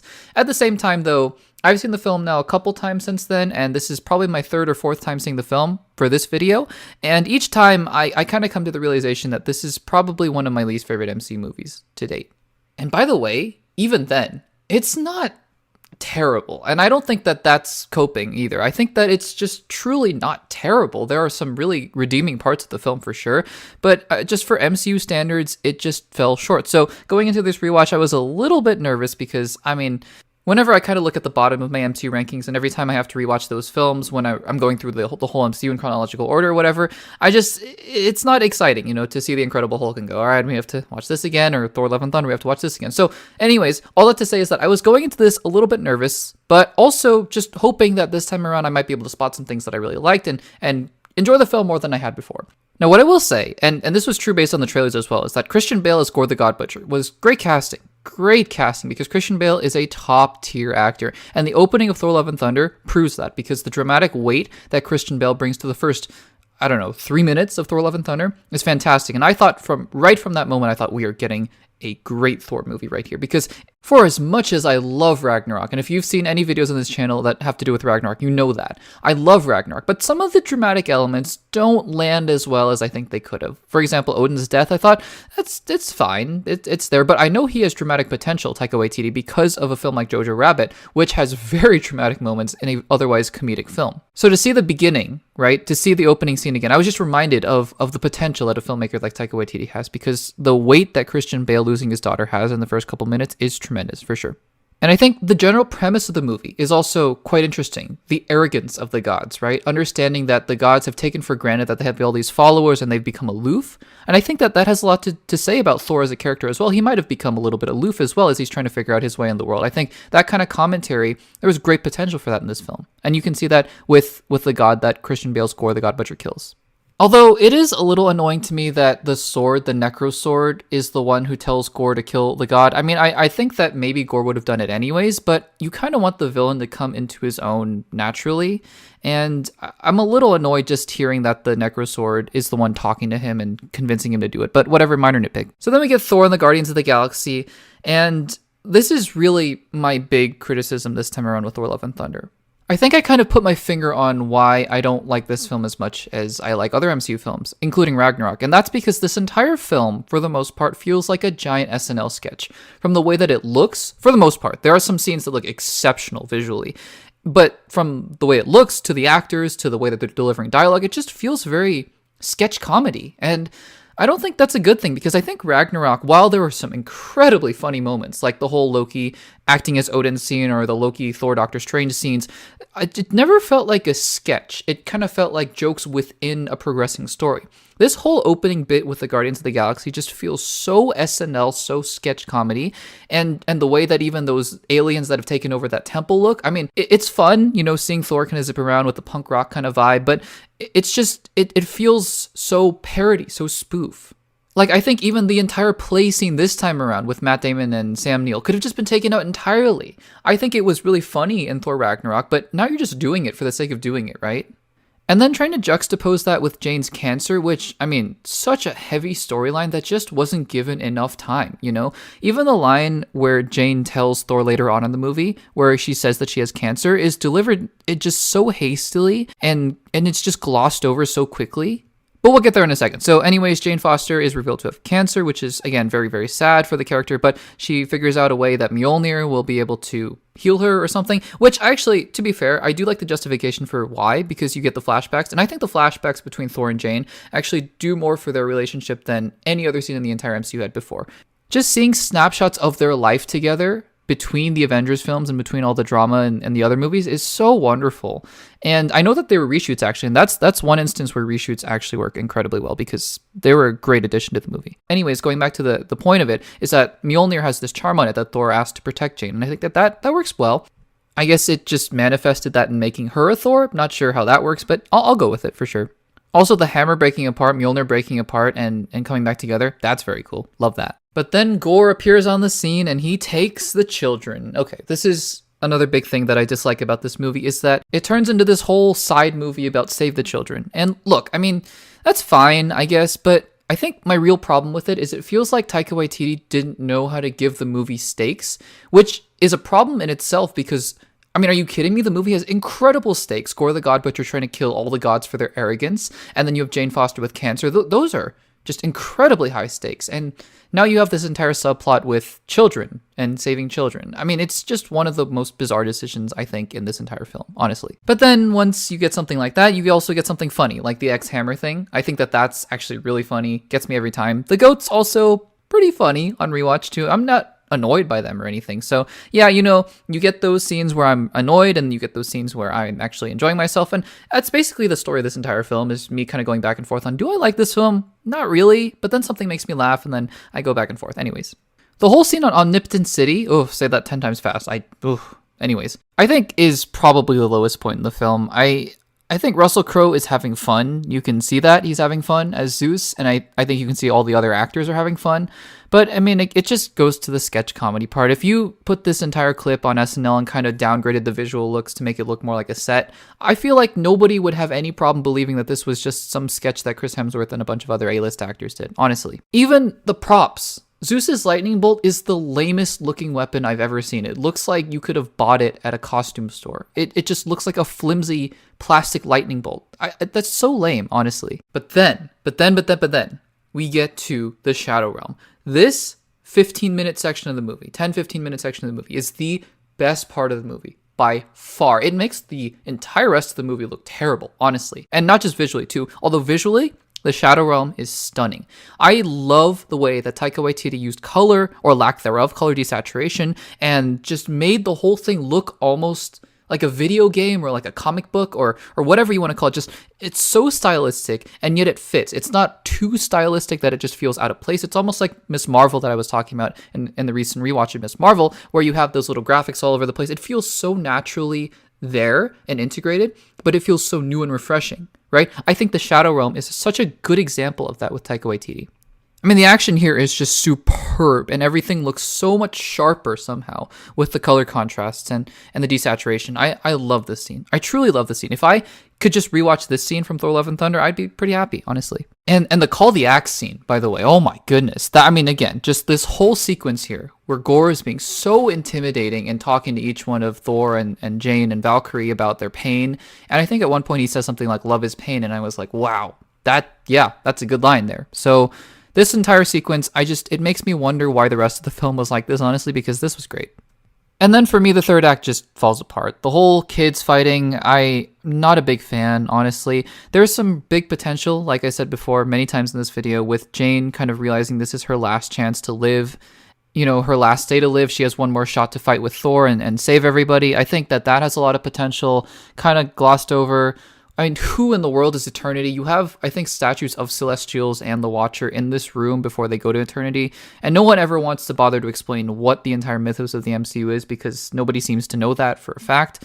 And then just the One Wish thing feels like such a MacGuffin, and then Christian Bale's 180 turn to being not a bad guy anymore. The whole third act is just so lackluster to me, and honestly kind of cringy, especially when the kids are fighting. I mean, it's frustrating for me because I like some parts of this film and I can't stand others. And then movie ends by Thor becoming a dad to Gorr's kid. And honestly, I think that's a much more interesting movie than whatever Thor: Love and Thunder was. Thor being a dad, because that explores a lot of different aspects of the character that we haven't gotten to see. In this movie, you kind of get rehashes of a lot of who Thor was. I mean, he's having an existential crisis. We saw that in Endgame. He's in love with Jane. We saw that in a lot of other Thor films. We see him being arrogant and kind of a goofball. We saw that in the first Thor and we saw that in Ragnarok. So it just feels like an amalgamation of a lot of different versions of the character. And honestly, if they make a Thor 5, I'd be interested to see it, just to see him being a dad and see a new dynamic, and hopefully Hercules, because Hercules, Roy Kent. And make no mistake, I'd still like him to be funny, because the Infinity War Thor was very funny, but he was also very grounded and very dark and very much on a mission. That's the kind of Thor that I want to see. I may not want to see Taika Waititi take another crack, although it depends. Maybe he's learned his lessons, because again, he did make Ragnarok, so I love Ragnarok, but I'd just like to see more of the grounded Thor and exploring different parts of his character, like him being a dad or whatever. But who knows? Maybe we'll see him in Avengers 5 or 6, and maybe we'll see him in Thor 5. Who knows? But honestly, I like Chris Hemsworth a lot. I love him as an Avenger. I feel like we've only made one really good Thor movie, Thor Ragnarok. So I think that about sums up my thoughts on this film. Wouldn't it be nice if my little avatar here could just suddenly burst out of the screen and walk up to the real YouTube offices and demand, 60 million extra subscribers? That'd be nice. Hello everybody, welcome back to Access Blockbusters, and welcome to a look back at the 2022 Disney Plus MCU show, She-Hulk Attorney at Law. Before we get any further, make sure to subscribe to the Access Blockbusters YouTube channel, give this video a like, and let me know in the comments down below what you think about She-Hulk. Is it your least favorite MCU show? Is it your favorite? Let me know in the comments down below. As always, these rewatch videos are broken up into 3 parts. The first part is me talking about what the expectations were behind the show, what my personal expectations were, what the general consensus amongst fans were when the show first came out, what I thought about the show when it first came out. Then the second part is going to be a sort of play-by-play, though not really, but just me going through the show again, talking about what I liked, what I didn't like. And then the third part will be whether or not my thoughts have changed since watching the show for the first time. And this is the second time I've seen the show, so now I've seen it through 2 times. All right, with all that out of the way, let's talk about She-Hulk Attorney at Law.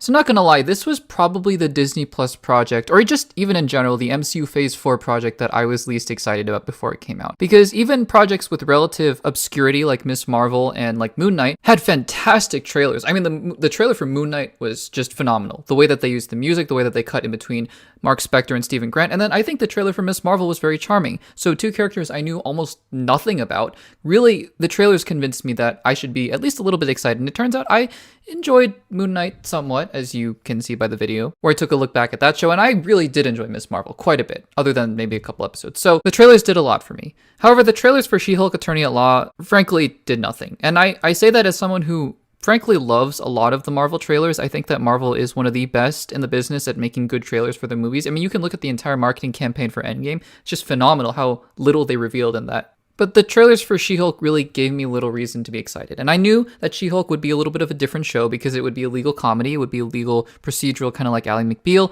And then I also knew that the character of She-Hulk in the comics, though I hadn't read any, was very meta, very fourth wall breaking, as we saw in the show. And so I kind of had the idea that, yeah, this was going to be a little bit different. But again, just nothing really stood out to me about the trailers. And the CGI in the trailers, the design of the character looked a little questionable to me. Like, the movements in the face looked a little plasticky, but I thought, okay, let's give it a shot. And so just like with any project, movie, TV show, I decided let's just put the expectations at the door and go watch the show for what it is. Now, She-Hulk is interesting because upon the first watch, and you're seeing these episodes week by week, I think that the general level of the audience of the show sort of started out pretty high because I think most everybody watched the first couple episodes and went, this is actually pretty good. And then slowly from there, I think the interest and the excitement kind of dwindled as each episode went on. And I would say that pretty much tracks with my level of excitement for the show. I think that as the season went on, my just general excitement to watch a new episode every week dwindled, and I think it's because the concepts got a little bit sillier each time out. And frankly, while I'm not used to watching sitcoms week by week. I'm used to binging them, but I understand that that was the old model with cable television of you watch an episode a week of 22 minutes of The Office or Friends or Parks and Rec or Seinfeld. I understand that. Doing that with a show like She-Hulk, though, in the modern day, where each episode just kind of feels inconsequential and you're only getting 9 of them. You're not even getting 24 episode seasons anymore. It just didn't work well with the model. So that if an episode like, I think it was episode 5 or 6 with the wedding episode, I think it was episode 6. I mean, that episode probably one of the worst ones in the season where I don't think much of anything really happened in there. And you just kind of open the Disney Plus app on Wednesday and then watch a 25-minute episode, not including credits. And then you're just kind of like, yeah, that was interesting with some cringy moments in there and maybe some laughs. So that was pretty much She-Hulk. And I mean, obviously we'll talk about the ending more, but the ending was crazy. The ending was crazy. We'll talk about that though later on. And so She-Hulk has kind of just lived at the bottom of my MCU rankings, but not because I didn't like Tatiana Maslany. I think just like with every single MCU project, regardless of how much I like it, how much I don't like it, their casting is spot on. Tatiana Maslany, fantastic choice for She-Hulk, for Jennifer Walters. Love her as a character. But again, it just was so inconsistent and so wildly varying quality, and it just kind of lived towards the bottom. So I was interested to see what would change upon the rewatch. I frankly was not looking forward to this rewatch as much as other projects, but I, again, was just willing to give it another shot. So let's talk about the second time watching She-Hulk. So first of all, the show opens with a fourth wall break. And I will say that that's one of the aspects of the show that does work for me because it's not overdone other than obviously that big thing at the end. But when it's just interspersed between little moments within the episodes, I think it's actually kind of fun. It's kind of cute. And I really do enjoy the Bruce-Jen dynamic that we get established at the beginning of the show. The beginning of the first episode is very exposition heavy. And I mean, it's doing a lot of heavy lifting, talking about how she's getting her powers and how Bruce was able to merge Bruce Banner and Hulk into the Smart Hulk and all that kind of stuff. So it was a little bit talky and a little bit clunky, for a lack of a better word. And the origin was a bit rushed. I mean, Hulk's blood goes into her blood and then that's it. She turns into She-Hulk. I mean, as far as superhero origins origins go, I mean, I've seen Jamie Foxx's Electro get shocked by electric eels, and I've seen crazier things in superhero movies and shows, so it's not the most implausible thing, but still a little bit hard to believe in, but that's okay. We're moving on with the show. And then we get to see the She-Hulk CGI, and again, I will say, and I'm probably only going to say it once, I'm going to try to keep it at a minimum, but the CGI throughout the show doesn't look great. I think that the character model is just sort of rubbery and plasticky. It just feels like a kind of CGI model walking around instead of an actual person. And the face, I don't know what it is, guys. Honestly, I just don't know what it is, but the face just, it screams animated, I don't know, video game character or animated character to me. And I'm not saying they didn't do the best that they could. I'm positive they did the best they could. But you'll see throughout the show, if you rewatch it, that they try their absolute best to transform Jen from Jen to She-Hulk and vice versa off camera, which obviously they make fun of in the Kevin segment in the episode 9 finale. But just to be fair to everybody, I mean, look at this picture from The Incredible Hulk. This is the first appearance of the Hulk in the MCU. And I know it's 2008, but I just comparing them making the model for the first time of the Hulk in the MCU and then making the model of She-Hulk for the first time in the MCU. The first Incredible Hulk CGI was just not good. I mean, I get that this is 20 years later, so, you know, maybe we could have expected a little bit better, but I think that as time goes on, if Jennifer Walters returns to the MCU, that they will improve on this for sure. And then from there, it's just the first episode is her becoming She-Hulk. It's, you know, it's entertaining. I don't think I laughed out loud much during the entirety of this rewatch, but I found that most of the episodes, including episode 1, was quite entertaining. The one thing I will say that is pervasive throughout this show, and this is a completely subjective thing, so I understand, but this show relies heavily on pop music, and I think this is just my personal taste, so this might hit other people very differently. Maybe you guys love the music in She-Hulk, but I honestly, the music choice that they pick in She-Hulk, I can't stand. I don't know why. Every time they play music in She-Hulk, it just doesn't work for me. And to be fair, like in James Gunn's, I think Guardians 2 or maybe one of the Guardians films, I don't love the music choices either for no apparent reason other than just my own subjective music taste. So that's something that, you know, when they bring in the music, it bothers me a little bit. And we end episode 1 with Random Titania. So yeah, there's that. I'm going to go through the rest of the episodes much quicker now because I think that the beginning episode had a lot of heavy lifting. I think the last episode has a lot to talk about, but I mean, episodes 2 and 3, I think are actually quite good. When you're dealing with Abomination, I think that whole legal aspect of trying to prove that Abomination was taken out of his cell against his will by Wong. I mean, first of all, that's great MCU setup there because that is what a lot of other shows and movies in the MCU had been lacking in Phase 4. This show actually has pretty good cohesion with different elements of the MCU, which I had been missing, so that was good to see. The B-plot between episodes 2 and 3, or maybe it was episode 3 with Dennis, I think is kind of amusing, but I mean, again, you know, sitcoms have their B-plots, and sometimes they work, sometimes they don't, so it's fine. And if you don't even remember who Dennis is, don't even worry about it. And again, I mean, episodes 2 and 3, much like episode 1, has very entertaining moments and some really good bits of legal, I guess not drama, but, you know, legal elements to it, which I really like. And each episode also has something a little bit cringy about it as well. Like, for example, Emil Blonsky's Soulmates, I think was not funny at all.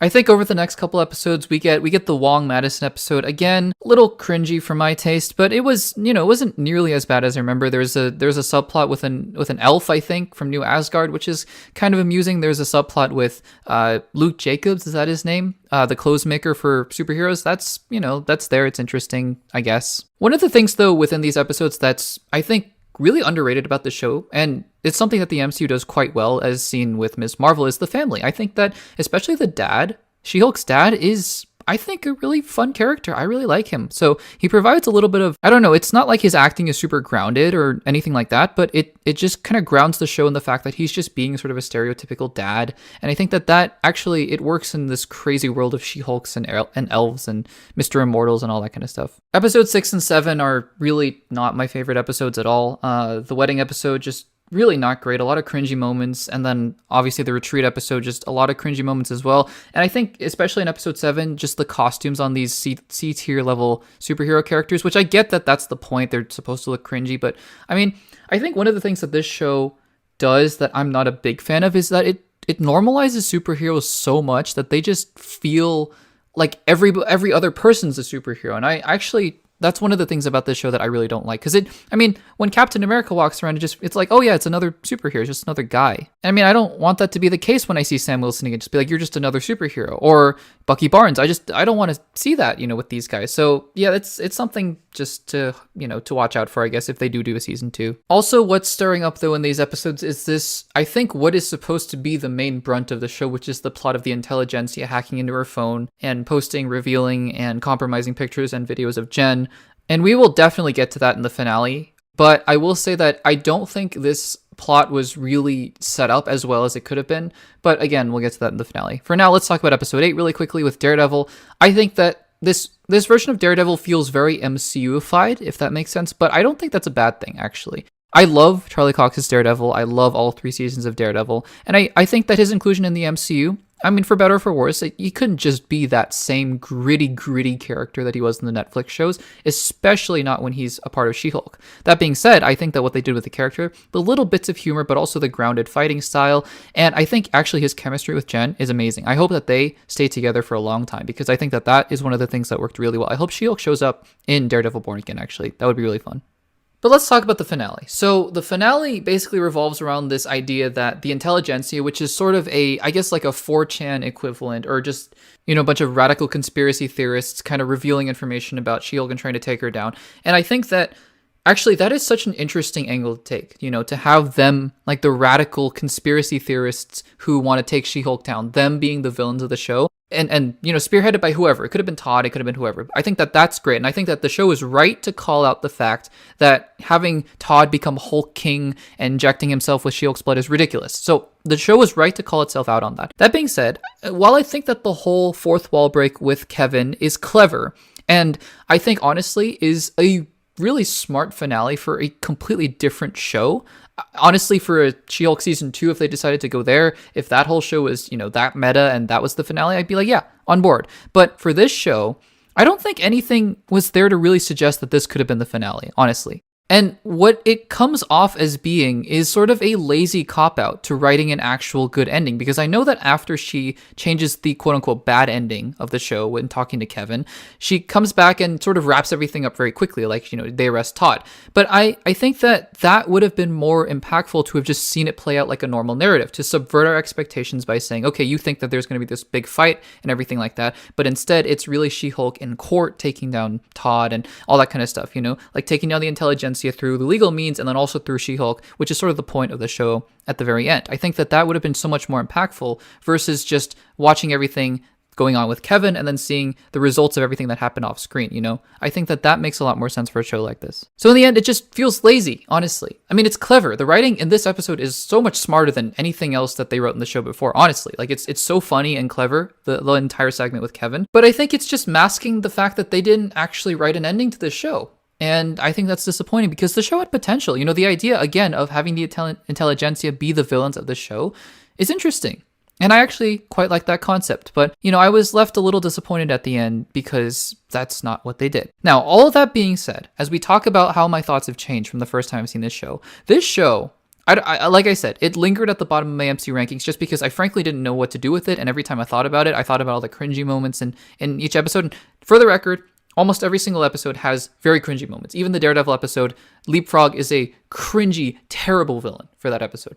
But this show is actually quite entertaining for the most part. The legal elements, while not focused on as much as I would like, are very interesting and very compelling. The side characters they bring in, Wong, Abomination, Daredevil, Hulk, very, very interesting, other than, Hulk's son, which is crazy. I don't know why they did that. And for the most part, I can see the potential for a season 2, because actually, I enjoyed pretty much every episode except for maybe 6 and 7 to a certain extent. And I think, obviously, like I said before, Tatiana Maslany as Jennifer Walters is the absolute highlight of this show. And if they bring her back in any capacity, great. If they can improve the CGI a little bit, great. If they can write every episode and tighten it up a little bit and make it, have one consistent storyline, because I think they're capable of writing very smart storylines. There are very smart concepts in this show. I think that just were not uniform and streamlined. I think that there is great potential to see her return in the MCU in her own show or in other movies and Disney Plus shows as well. So very much looking forward to that. And I'm very happy to say that I really enjoyed She-Hulk this time around, much more than I did the first time. Hi, Marvel. I'm almost done with Phase 4, and I just finished watching Werewolf by Night. And to be honest, I've been enjoying everything so far, but I just have one question. So, are we ever gonna see him again, or are you just gonna treat him like the giant floating eternal in the middle of the ocean? Just asking for a friend. Hello everybody, welcome back to Access Blockbusters. Today we're going to be taking a look back on the special presentation, the first of its kind for the MCU, entitled Werewolf by Night, directed by famed, acclaimed composer Michael Giacchino. But first, as always, if you haven't subscribed to the Access Blockbusters YouTube channel, make sure to do so, give this video a like, and let me know in the comments down below whether or not you think the special presentations work for the MCU, and whether or not you liked Werewolf by Night, and whether you would like to see him and Man-Thing appear in the MCU in the future. Let me know in the comments down below. Now, unlike the other videos in this rewatch series, because this is a special presentation, it was about 55 minutes long, and with this and Guardians of the Galaxy, the holiday special, I'm just going to be doing a more laid-back, quicker kind of video, where I just kind of go over what I thought about the short presentation this time. Because frankly, I mean, there's just not as much to talk about with these special presentations as there are with the movies and shows, but I'll be talking about how my opinions might have changed and what I thought about the little presentations on the second time around, so stay tuned. Alright, let's get into Werewolf by Night. So one of the fun things that went under the radar as Marvel was announcing all these Disney Plus shows and MCU movies in Phase 4 and Phase 5 was that they were going to be doing a couple special presentations. And they didn't even really announce them publicly until I think D23, literally right before Werewolf by Night came out. And we knew that Werewolf by Night had been in development for a while. I don't know how, but this was just something that we all kind of collectively knew as MCU fans. And so just to hear that they were going to experiment a little bit with the different formats, especially at a time when we had gotten already, 7 live action Disney Plus shows, and they were pretty hit or miss. So I think it was as good of a time as any to experiment with a different format. And we also knew that Guardians of the Galaxy was getting a holiday special. I had no idea what that was about, but, you know, interesting. But what was more interesting to me is that Michael Giacchino, just one of the most fantastic composers that is working in Hollywood today, was going to be directing this special presentation. And for those of you who don't know Michael Giacchino, just look up some of his most notable works, and I'm positive you're going to see some of the films that you loved and some of the scores that you just can't help but listen to and smile. So again, just a great composer, but how is his work going to translate to directing? Now I will say, just very quickly before I get into Werewolf by Night on the rewatch, that the first time I saw it, I enjoyed it. I thought it was fun, and actually I really had no expectations for it at all. I'm not a big horror fan, but turns out that this wasn't really a scary horror. Looking to enjoy it, and I did enjoy it. Now, what I will say about Werewolf by Night is that I think it becomes very clear very quickly that there's nothing, other than stylistically, there's nothing super exceptional about it. I think that the fact that it's an homage to the old scary horror monster movies of early Hollywood with the black and white, and there are, for sure, there are a couple really impressive and entertaining shots. For example, the one shot that pans in on the little hallway as the doors closing on Jack as he's beating up all these guards. I mean, that's one of the most unique shots I've seen in a while, with the blood kind of pouring down on the camera lens. I think that's great, actually. The MCU kind of needs more of that in different areas of their filmmaking, for sure.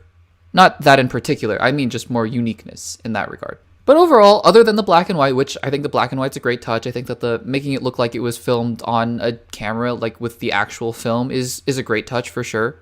But you kind of go through the story beats, and it's fairly generic, I would say. It's not entertaining. In fact, it's pretty fun to watch, and if you have 15 minutes and it's Halloween or whatever, and you're looking for your MCU Halloween fix, I would say that this isn't the worst thing in the world to watch. And I think that the performances, first of all, by Gael Garcia Bernal and Laura Donnelly, who play Werewolf by Night, Jack Russell, and Elsa Bloodstone, are fine. I think that they do a fine job. I wouldn't hate to see them again in the MCU. I'm not clamoring to see them again in the MCU. The joke I made in the cold open of this video was really more just a jab at the MCU lacking continuity in Phase 4. Like, I wouldn't be dying for a Werewolf by Night standalone film, for example, but I would love to see the MCU acknowledge that these monsters exist. You know, Midnight Suns, maybe with Moon Knight and Blade and Werewolf by Night and Man-Thing. That would be really fun, with, of course, Elsa Bloodstone as well. I think that would be really fun, and just acknowledging that there is this corner of the MCU that, you know, is there and we're not acknowledging. So there's that. But I think that in general, it's just a basic sort of monster hunting thing. Now, what I will say though is what does give this special presentation a little bit more depth than it would have just otherwise if it had just been a monster hunting 50 minutes is that Ted, who is Man-Thing, by the way, Ted and Jack, who is Werewolf by Night, they have a relationship. They're good friends. And so I think that actually adds an extra layer of depth, because it's not just about these monsters attacking people and then these monster hunters are going after this one monster and then it turns out that one of the hunters is a monster. Like, that's fine and all. It's entertaining at least. But I think that what gives this short a little bit extra depth is just the fact that there is an existing relationship between Werewolf by Night and Man-Thing, which I think is really cool, and it's fun, it's cute. And I would describe the whole thing as kind of cute, which is really weird for me to say because it's pretty violent for the MCU at least. And I think cute means more so that the entire scope of this project is sort of a cute little presentation of what these special presentations are capable of, if that makes sense. Like, it even has the end at the end, which is, I think, just such a fun way to kind of wrap up this little 50-minute piece of entertainment, which is fun. Now, whether or not this is going to relate to the MCU, I don't know, because on the one hand, like I said before, I'm a big fan of these special presentations. I think that you can do a lot with them in a very short amount of time with tight storytelling. And to its credit, Werewolf by Night has very tight, sharp storytelling. There's really not a lot of time that's wasted, which I really appreciate, especially after seeing some of these MCU Disney Plus shows.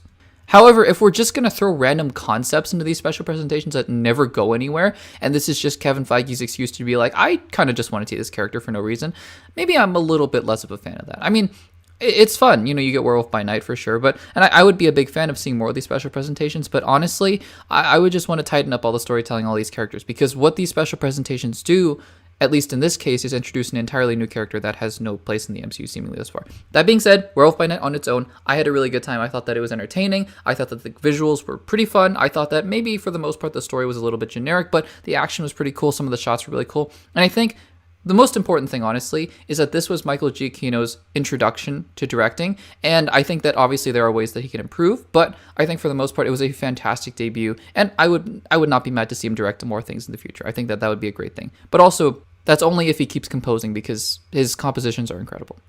Black Panther: Wakanda Forever is a movie that should not have worked. And so to say that it is one of maybe the best MCU movies ever made, in my opinion, is just astounding. Welcome back to Access Blockbusters, and welcome to a look back at the 2022 MCU film that ended Phase 4, Black Panther: Wakanda Forever. If you haven't subscribed to the Access Blockbusters YouTube channel, well, what are you waiting for? Hit the subscribe button. It's free. It won't cost you a thing. Let me know in the comments down below what you think of Black Panther: Wakanda Forever. Give this video a like if you enjoyed. And guys, stick around on the channel, because after Black Panther: Wakanda Forever, we have the Guardians of the Galaxy holiday special. Can't wait to talk about that with you guys. And then we have some videos coming out about rankings, editorials, my thoughts on Phase 4 as a whole, so stay tuned on the channel for that as well. As always, these rewatch videos are broken up into 3 parts. The first part is me on the rewatch, talking about things I liked again, things I didn't like again, things that changed. And then the third part is comparing the first time I saw the film to now, and seeing how my opinion might have changed. All right, with all that being out of the way, let's get into Black Panther: Wakanda Forever. So like I alluded to at the beginning of this video, this movie just had no business working.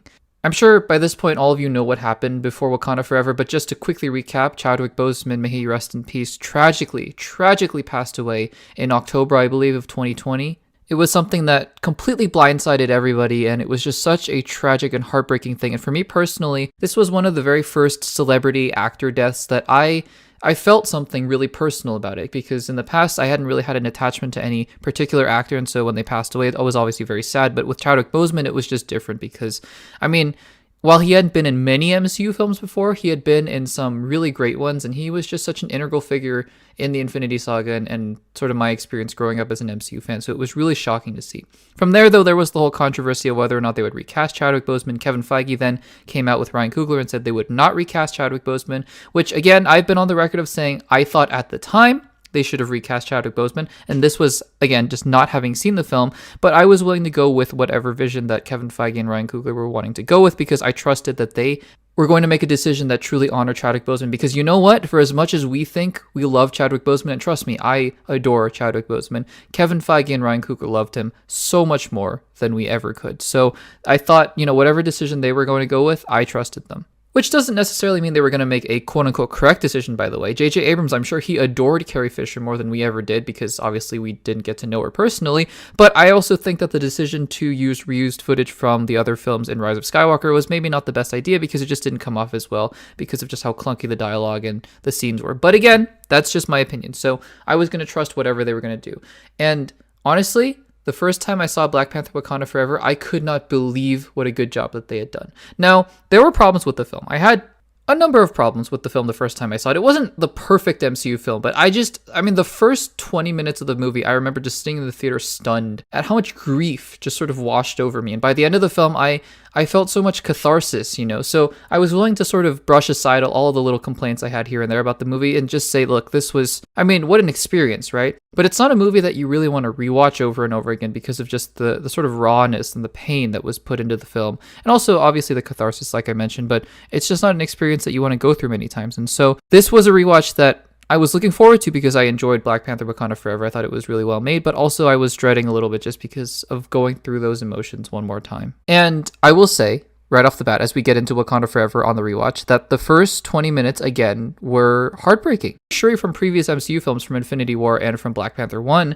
she was a very jovial, kind of wisecracking, sarcastic character, the little sister to T'Challa. But in this film, it, I think, just poignant, some of the most poignant scenes that I've seen in a movie in a long time. Because again, we're going through the pain on our own as well. From there, we get a scene with Angela Bassett in the UN, and I have to say, aside from Letitia Wright, Angela Bassett might be one of the most intimidating presences I've seen on screen in the throne room scene, and when she's talking to Shuri at the beach. I mean, Angela Bassett's just putting on a clinic. This performance completely blew me away. From there, we get a scene with Namor, and he attacks the U.S. ship that's trying to find vibranium. I think this is a very interesting subplot, actually. I think that the idea that the United States and other foreign countries are trying to blow up in rage. We see that in the conversation with her and Queen Ramonda at the beach. She is unable to overcome her grief, and instead it bottles itself up into rage. And so I think the heaviness of the first little bit it's a lot for sure, but I also think that it's some of the most mature storytelling in the MCU. That being said, the next 30 minutes or so is spent. We'll see about the show. We all, what version of the character are we seeing here? But again, that's a question for Phase 5, I guess. Vibranium, right? And Val is a shady character who is going to do whatever it takes to get whatever she wants. And so I think that on that level, that kind of subplot, quite interesting. Heading back to Wakanda, just give Angela Bassett the Oscar. Seriously, just give it to her. She didn't get it, which is crazy, but, I'll give her an Oscar if it means anything to her. It's also good to see Nakia, though I feel like she doesn't have much to do in the film. Speaking of not having much to do in the film, M'Baku is in the movie as well, and I really like him. I love Winston Duke in those two MCU films. But I feel like we didn't get that kind of exposition dump from Eric Killmonger. It just kind of felt more organic. You saw those little bits and pieces here through flashbacks and through the ancestral plane, whereas here is just an entire elongated 10-minute sequence. That being said, it shows again that Ryan Coogler is trying to put... I just feel like this is such a perfect thematic scene to have. At first, when I saw the movie the first time, I was like, oh, kind of a cheap little cameo, but it's fun to see Michael B. Jordan. But this time, I understood. Okay, I'm sorry. I just have one question. He's on? What? But how? Welcome back to Access Blockbusters, and today we're going to be taking a look back on the Guardians of the Galaxy Holiday Special, and as you could probably tell by the cold open, we're going to be wrapping up the Phase 4 rewatch in style. This is going to be a more casual, laid-back video because we're going to be looking at the special presentation, the 45-minute little fun short film that James Gunn delighted us with. But that's not to say that I wasn't professional about this, because I took notes as well, and I have thoughts. So before we get any further, make sure to subscribe to the Access Blockbusters YouTube channel. Make sure to stay tuned on the channel. We are not going anywhere, guys. We are going to be ranking every single project in the MCU Phase 4. I'm going to be giving my updated rankings and telling you what I think about each one. And then we have a couple editorial videos coming out. I'm going to be talking about what I thought the story of Phase 4 was and what I think we can learn from it, as well as maybe trying to fix each individual project of the MCU Phase 4. And many other ideas in development as well. So stay tuned on the channel, make sure to subscribe, give this video a like, and let me know that you're enjoying this content down below. And let's get into the Guardians of the Galaxy Holiday Special. Just like with Werewolf by Night, by the way, like I mentioned before, this video is going to be pretty casual. I'm just going to be talking through what I thought about this on the rewatch. This is the second time I've seen this, and yeah, here we go. I was so pleasantly surprised when I saw this for the first time. When I saw the trailer for this, I was like, this is just a goofy James Gunn kind of thing. And I mean, I liked Guardians of the Galaxy 1 and Guardians of the Galaxy 2, but I didn't love them as much as a lot of other people did. I think that they're very, very solid MCU films, and I think that James Gunn is a very distinctive filmmaker. And so when I saw the trailer for Guardians of the Galaxy Holiday Special, I was like, yeah, it looks cute. It looks kind of funny, maybe a little silly and cringy in some places, but, looks entertaining. And then I saw it. I was blown away. And let me just be upfront with you guys. I still really like this. It's such a wonderful little thing that they were able to deliver in the holiday spirit. And by the way, if you've been watching the channel, you'll know that two things I love in this world. Christmas. I adore Christmas. I adore the holiday season because I think it just brings out the best in everyone. We're all just kind of waiting for that end of the year break and everyone gets to be happy with home with family. I love it. And then I love the MCU. Duh. Obviously. So to see those two things come together in this beautiful, wonderful, wacky way, I think is just so amazing. And, we've had little Christmas things before. We have Hawkeye and I guess Iron Man 3, but honestly, I mean, this is the definitive MCU Christmas project, right? I hope they make more of these kind of things, but, I think that this is sort of lightning in a bottle. I love the animated opening. I love that we brought back Michael Rooker for that. I think that the way that it bookends itself, it's such a great way to show that emotion, right? Because we all start at this thinking that Yondu ruined Christmas, but in reality, while Star-Lord Peter Quill really appreciates what the Guardians do for him by bringing Christmas to nowhere, it also is sort of misleading the audience because in actuality, Yondu really ended up appreciating the idea of Christmas, and that's where Peter got his blasters. I really love that about this. The pairing of Drax and Mantis as well is pretty funny, and the fact that they're just walking around LA, walking around Hollywood Boulevard is, I don't know, there's something kind of silly and goofy. I mean, not all of it works for me, but it's sort of meant to be just silly and a comedy in that sense, and so not all the jokes are supposed to work for everyone. That's totally fine. I mean, the scene at the nightclub, the scene where they're dancing it's not, the best thing in the MCU, but hey, it's there, it's fun. Also, just can't believe they got Kevin Bacon to do this. My goodness. I mean, that's crazy. And he just, I mean, he goes with it. He does everything he needs to. By the way, I should say before getting too far into this, that the opening song, I don't know what Christmas is or whatever it's called. That's so funny. I mean, when I was watching it for the first time and also the second time, the first little bit is sort of like the genuine spoof on the Christmas specials. And it's so funny because it's off brand. It's kind of a little off kilter, but it works. It works. It's so funny. Anyways, going back to Kevin Bacon, yeah, I just can't believe he did that. He must have had so much fun working with Dave Bautista and Pom Klementieff, because I would have had so much fun working with the two of them. And I think that, here's the thing. This is what I'm going to take away from the holiday special, because James Gunn obviously is now the head. He's one of the CEOs of the DCU, and they're rebooting, right? And so it's very important, because we're kind of watching to see how is James going to approach the DCU. And I know we're talking about the Guardians of the Galaxy holiday special, but I promise these two are related. What I love about the Guardians of the Galaxy holiday special is that it's not just weird for the sake of being weird. It's not just silly for the sake of being silly, because honestly, sometimes James Gunn can just be out there for the sake of being out there. I really enjoy Peacemaker. I enjoy Guardians of the Galaxy Volume 3, but I acknowledge that both the show and the movie have their moments where they're just a little bit too out there, and just it's James Gunn kind of being a little bit overindulgent. And I worried about that, because something like a Superman Legacy, I think, would really not work as well with James Gunn just being full James Gunn. He has to rein it in a little bit, because Superman is a character that needs to have heart and warmth and needs to be genuine. And that's what James Gunn said he was going to be. And this project, I think, proves that James Gunn is totally capable of that, because this holiday special is so full of warmth and love and care and the Christmas spirit and everything. There is very little that is cynical about this. I mean, sure, there are some really funny jokes in there, and there's some subversions of expectations, like when Peter Quill, he's all happy, he gets to see Nowhere lit up in Christmas lights, and then he realizes that they kidnapped Kevin Bacon. Like, that's funny, it's sort of undercutting the genuine moment, but the entirety of it is still so genuine, with Peter and Mantis revealing that she's Peter Quill's half-sister, and then just them setting up Nowhere to look like that to make Peter happy after losing Gamora. And then you have the ending as well with Peter and Yondu, that it's so genuine and heartfelt.